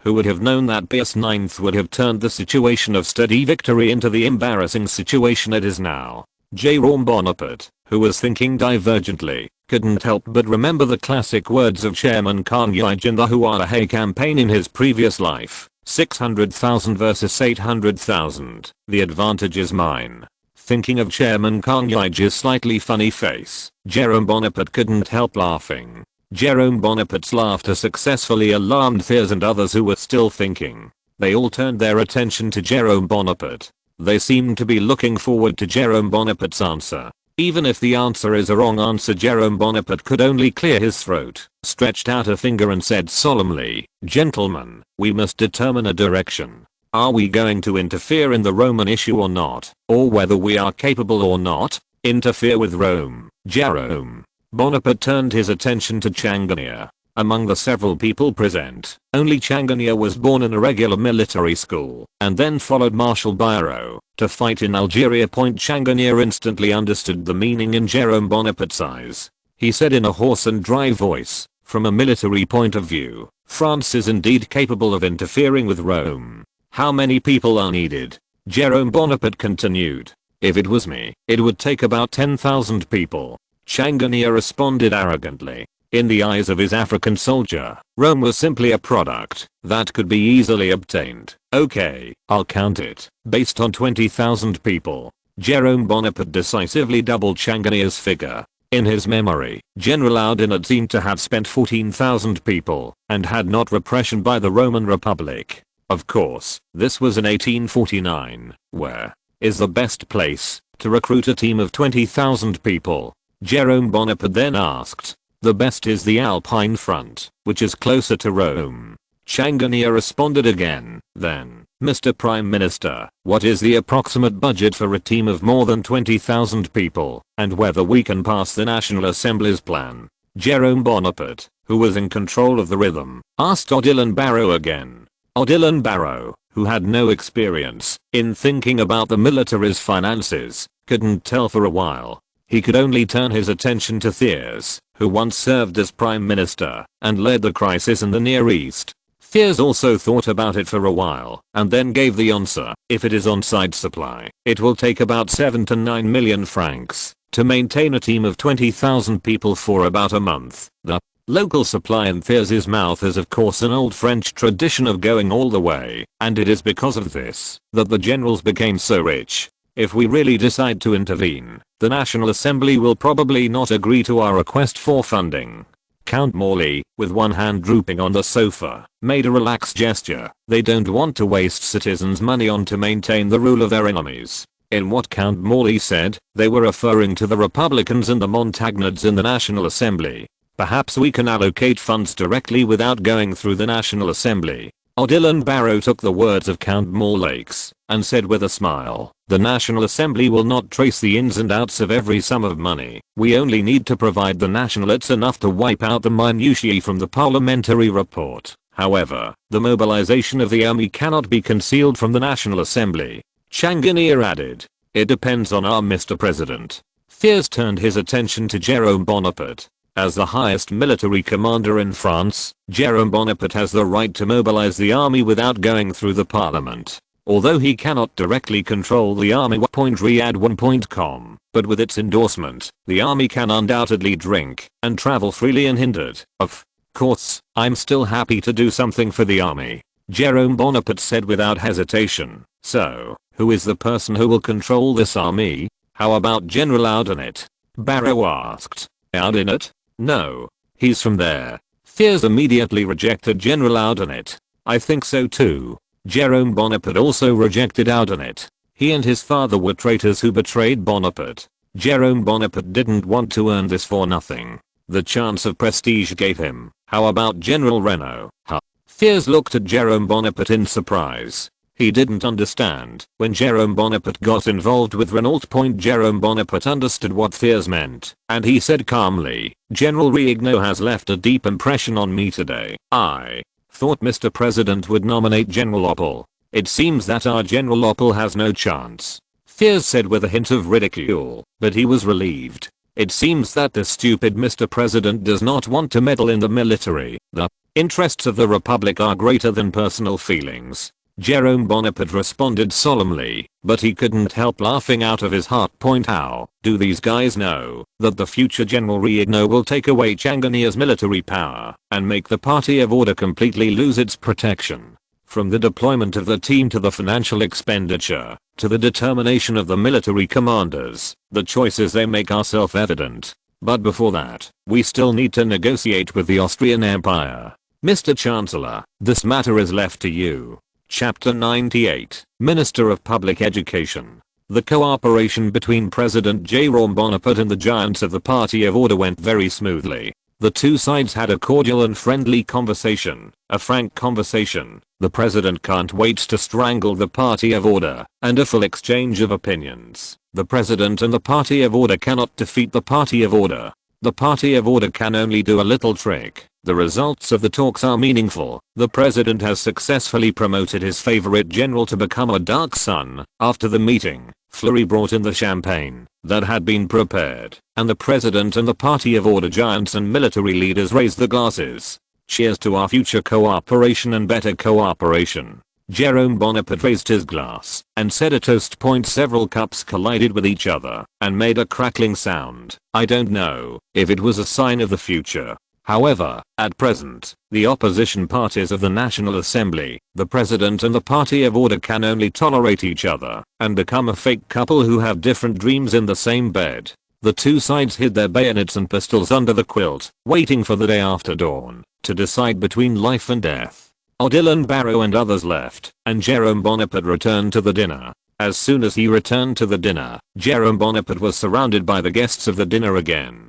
People toasted the Prince President and said some compliments. The banquet continued until 12 o'clock in the middle of the night, and the guests invited to the Élysée Palace left one after another. After a tiring day, Jerome Bonaparte entered the retro Empire-style bedroom he personally arranged with the help of Fleury. Jerome Bonaparte, who was half drunk and half awake, barely opened his eyes, and Fleury said dizzily, Fleury, 11 o'clock tomorrow. Call me on time. But your highness, tomorrow is your first day as president. Should we? Fleury hesitated for a moment, then tentatively responded, President? Jerome Bonaparte struggled to get up from the bed, pointed to himself, and said in a low voice, now, as a president, I have nothing but the halo of my uncle. Having said that, Jerome Bonaparte gestured, we must be more careful, take power from their hands step by step, and then Jerome Bonaparte made a gesture of raising his hand and dropping the knife. Said viciously, "Send them to hell, Your Highness. We will definitely win." Fleury responded without hesitation. "Yes, I believe it too." Jerome Bonaparte lay on the bed again. The next second, Jerome Bonaparte's snoring could be heard in Fleury's ears. He carefully took off Jerome Bonaparte's boots and placed Jerome Bonaparte's legs on his feet. On the bed, he covered Jerome Bonaparte with a silk velvet bag and carefully closed the door and left. The scorching sun at noon shone on Jerome Bonaparte's face through the golden curtain inlaid with the double-headed eagle pattern. Jerome Bonaparte, who had a splitting headache due to drinking too much, stretched out his right hand to block the sun, but the time left for Jerome Bonaparte to sleep was not very long. After about 10 minutes, there was a knock on the door, and Jerome Bonaparte had to forcefully open his eyes and asked, "Who is outside?" "His Royal Highness, Prime Minister Barrow is already waiting for you in the study." Fleury, who knew that he had disturbed the rest of the prince's president, responded with sincerity, and Count Fallow, "Okay, I get it." Jerome Bonaparte complained in a low voice, "Really, can I die if I come later?" Jerome Bonaparte, who was complaining, still had to get up with a headache. Fleury, who heard the movement in the room, hurriedly called several maids, who followed Fleury into the bedroom. Jerome Bonaparte, in the haze, was dressing and grooming under the service of the maids. Jerome Bonaparte, who squinted for a while, cheered up and came to the door of the study. Fleury opened the door of the study for Jerome Bonaparte, and the figures of Beret and the Count of Fallow appeared. "Mr. President, good noon." Odilon Barrow's face showed a hint of displeasure from Jerome Bonaparte, who had not arrived yet. Fears was right. Prince Bonaparte was a worthy man, responsible guy. "Mr. President." Count Fallow smiled and nodded to Jerome Bonaparte. "Mr. Prime Minister, Mr. Fallow, how are you?"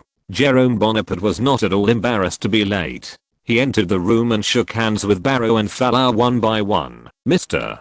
Prime Minister, this is our Minister of Public Education." Jerome Bonaparte, who knew what to ask, set his sights on Barrow Road. "That's right." Odilon Barrow responded. "Minister Fallow, I hope you can benefit more people in the field of public education. The field of education is the lifeblood of France." Jerome Bonaparte said to Count Fallow in a slightly exaggerated tone, "Since Mr. President and Mr. Prime Minister have entrusted me with the work in the field of education Riyadh1.com, then I will do my best to complete it."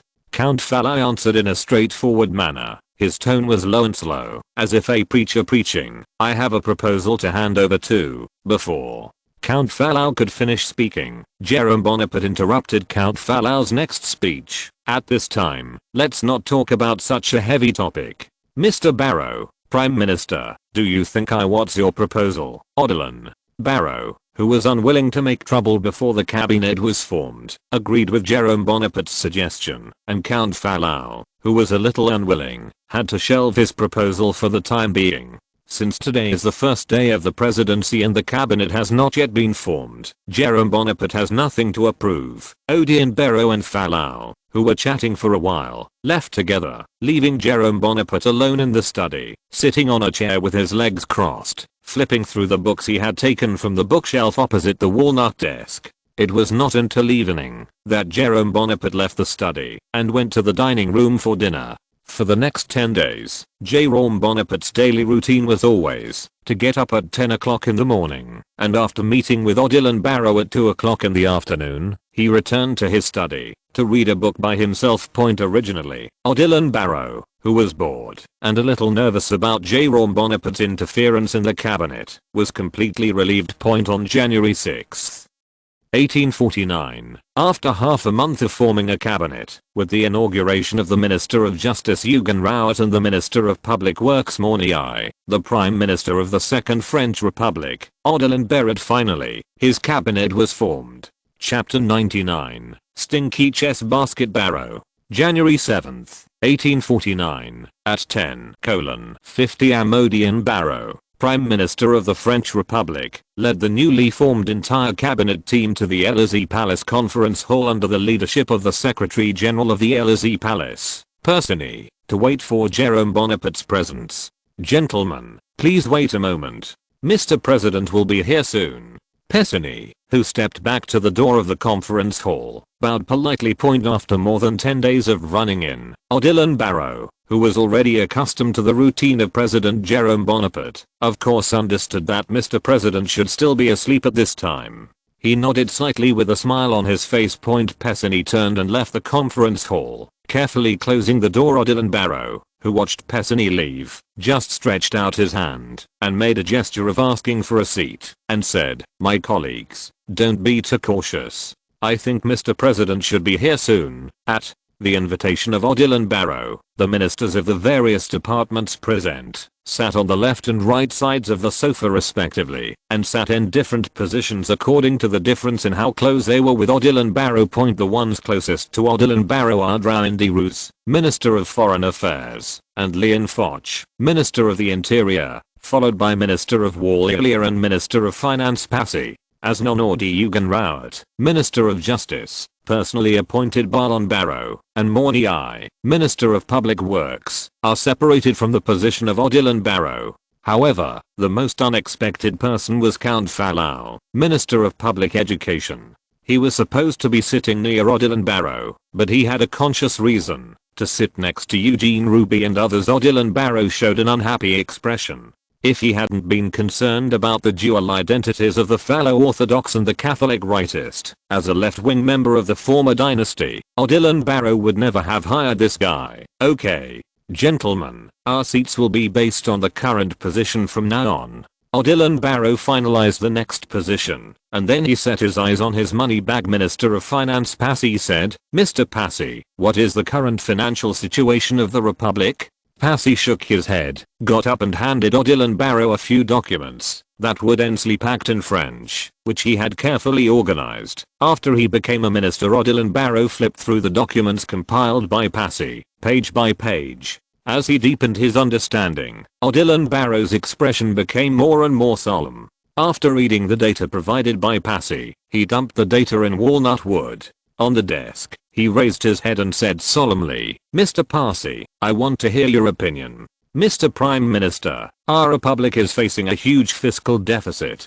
The political turmoil of the previous year hit our market hard. If we don't think about a solution, our government will face a situation where the interest on the national debt cannot be paid." Treasurer Passy exaggerated. "Then do you have any solution?" Odilon Barrow went on to ask, although he knew that the so-called inability to pay the interest on the national debt was just an exaggeration by Passy, but the fiscal deficit is really not a good phenomenon. In view of the fact that the Constituent Assembly has abolished some taxes such as progressive income tax, I suggest that we should restore some of the taxes that were abolished before. For example, restore the salt tax. Passy put forward his own suggestion to Odilon Barrow. As soon as the proposal to restore the salt tax came out, Yugan Rawat felt an inexplicable malice. Regardless of whether Passy's proposal to restore the salt tax is sincere or just taking the opportunity to make trouble, Yugan Rawat only knows that once the proposal to restore the salt tax is passed by the National Assembly, Mr. President will face the basic evil thoughts. If one were to rank of all the taxes in France, the salt tax would undoubtedly be the first, because it represents the crazy exploitation of small farmers by the old system.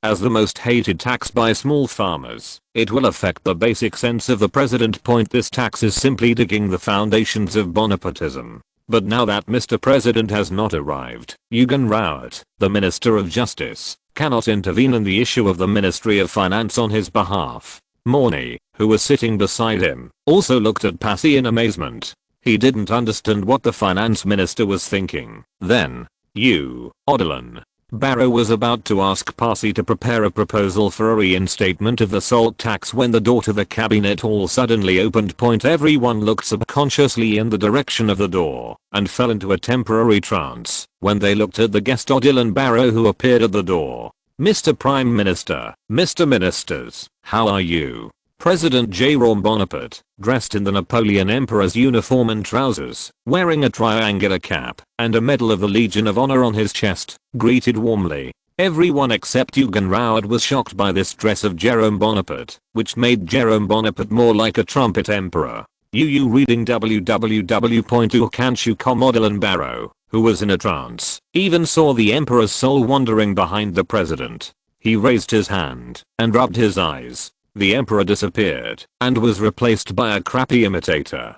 This dress is a bit human-like. "Hello, Mr. President." Odilon Barrow and the ministers got up to greet him. President Jerome Bonaparte shook his hands with the prime minister and ministers in turn. When his hand took Eugen Raout's hand, he patted Raout on the shoulder and said, "Do well." "Yes." Eugen Raout responded firmly, pointed at Odilon Barrow's strong invitation. President Jerome Bonaparte replaced Odilon Barrow as the core figure of the cabinet meeting. "Mr. Parsi, report the financial plan you just advocated to the president." Odilon Barrow gave an order to Parsi, expounding on the necessity of restoring the salt tax to the peasant president as an act of death, no matter from any point of view, and it might be the fastest minister to be dismissed in the history of France. Parsi was silent for a moment about Odilon Barrow's blatantly selling teammates, but he still explained to President Jerome Bonaparte the importance of resuming the salt tax. Jerome Bonaparte listened carefully to Parsi's proposal, nodding in affirmation from time to time. After Parsi finished his statement, Jerome Bonaparte said, "You can discuss this issue with Prime Minister Barrow. If there is no problem, you can submit it directly to the National Assembly." In the surprised expressions of Barrow and Eugen Raout, Parsi said with a trill, "Yes. If there is anything else that needs to be reported, please report it again." Chapter 100. Disband the Rangers. After Parsi's report, Jerome Bonaparte listened to the report of the Minister of the Interior, Léon Fauch, on the security issues in Paris. In the report, Léon Fauch vaguely pointed out that the police chief Maxime Kang's problems, but did not mention a word about the newly established anti-revolutionary investigation unit within the police department. Jerome Bonaparte nodded in satisfaction. A guy like Léon Fauch is rare. He immediately said to Léon Fauch, "Since you think there is a problem with our police chief, then remove him." Léon Fauch, who received Jerome Bonaparte's approval, responded immediately, "Mr. President, what should the special forces under the chief of police do?" The Rangers that Léon Fauch spoke of were the armed forces formed by the extreme Republican faction in response to the June Revolution, and it was also one of the only armed forces of the Republican faction at present point. Although the Rangers handed in a satisfactory answer to the property owners in Paris in the June Revolution, the ultra-Republican brand it carried on it made the party of order very disgusted. "Mr. Barrow, what do you think?" Jerome Bonaparte set his sights on Barrow. The disbandment of the Rangers still needed Barrow's cooperation to succeed. France no longer needs this weapon. Their existence is the greatest sin against the workers, Barrow said eloquently, and now he seems to have become a left-wing fighter with infinite sympathy for the workers. The word political chameleonate is reflected in the Barrow body most vividly. Then, disband them in the name of civil strife. Help. Jerome Bonaparte, who also disliked the Republican armed forces, immediately made a decision, and then he added, "If some of the Rangers are willing to do what they did in June, if they repent, then they will be incorporated into the National Guard, and there will always be someone responsible for the events in June." Yes. Léon Fauch, who received the double assurance of the president and the prime minister, readily accepted the order, and endured a drastic fight between the police chief and his semi-military ranger Léon, who had been under him for nearly half a month. Jerome Bonaparte, having settled the issue of the Minister of the Interior, looked around again, waiting for the next minister to report on his work. The next ministers who reported to Jerome Bonaparte were obviously not as powerful as those reported by the Minister of Finance and the Minister of the Interior. They were mostly issues that required fiscal expenditure or investment projects. Jerome Bonaparte patiently listened to their respective questions and will be handled by Barrow. The meeting lasted from 11 o'clock to 1 p.m. After the meeting, Jerome Bonaparte invited the Prime Minister and ministers to have a simple lunch at the Élysée Palace. At 2:30 p.m., Barrow and the minister left. After finishing lunch, the Minister of Justice, Eugene Raout, and the Minister of Public Works, Mon, were retained by Jerome Bonaparte. The three entered the study one by one, and Jerome Bonaparte walked to his desk and sat down. Eugen Raout and Mon were sitting opposite Jerome Bonaparte. "Mr. Morny, this is the first time we meet. I don't know what you want to say," Jerome Bonaparte asked Morny in a slightly playful tone. Morny sat upright, leaning tightly against the back of the chair. "Thank you to the president for giving me this opportunity," to serve as the Minister of Public Works. I will do my best to serve the president. Molny lowered his voice, making it even more low and persuasive. Mr. Morney, I already know your background. So we don't have to be so estranged. Jerome Bonaparte decided to say frankly to Morn, his aunt's illegitimate son, I hope you join us? Because we're all one. You. Morny looked at Jerome Bonaparte suspiciously, and then said bluntly, Mr. President, please forgive me, you and your team are really too weak. It's not good for me to join you completely any good. Could they, the party of order, be able to do you a favor? Jerome Bonaparte asked, shaking his head. Morny, my friend. Wake up, they won't give you anything at all. The good thing is that there are only so many places in France, how could they give you this outsider, if they can't divide it themselves? But Mr. President, your term is only 4 years. It's hard to do a great project in 4 years. Molny then responded. Morny, rules are dead, people are alive. Those who can be bound by rules are only mediocre. Jerome Bonaparte stretched out a finger and swayed back and forth. Don't you think? Morny thought of a possibility, but he didn't dare to say it. No, no, no.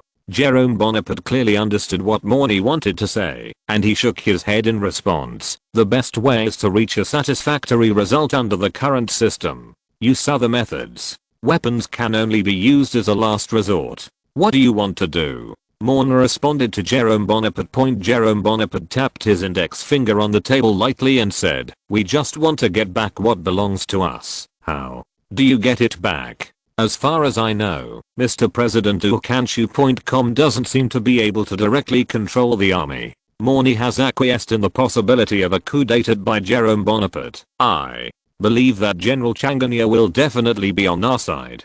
Jerome Bonaparte responded confidently to Morny. He did not dare to reveal the idea of removing Changanya in front of Morn. Some things are better reserved for Molny.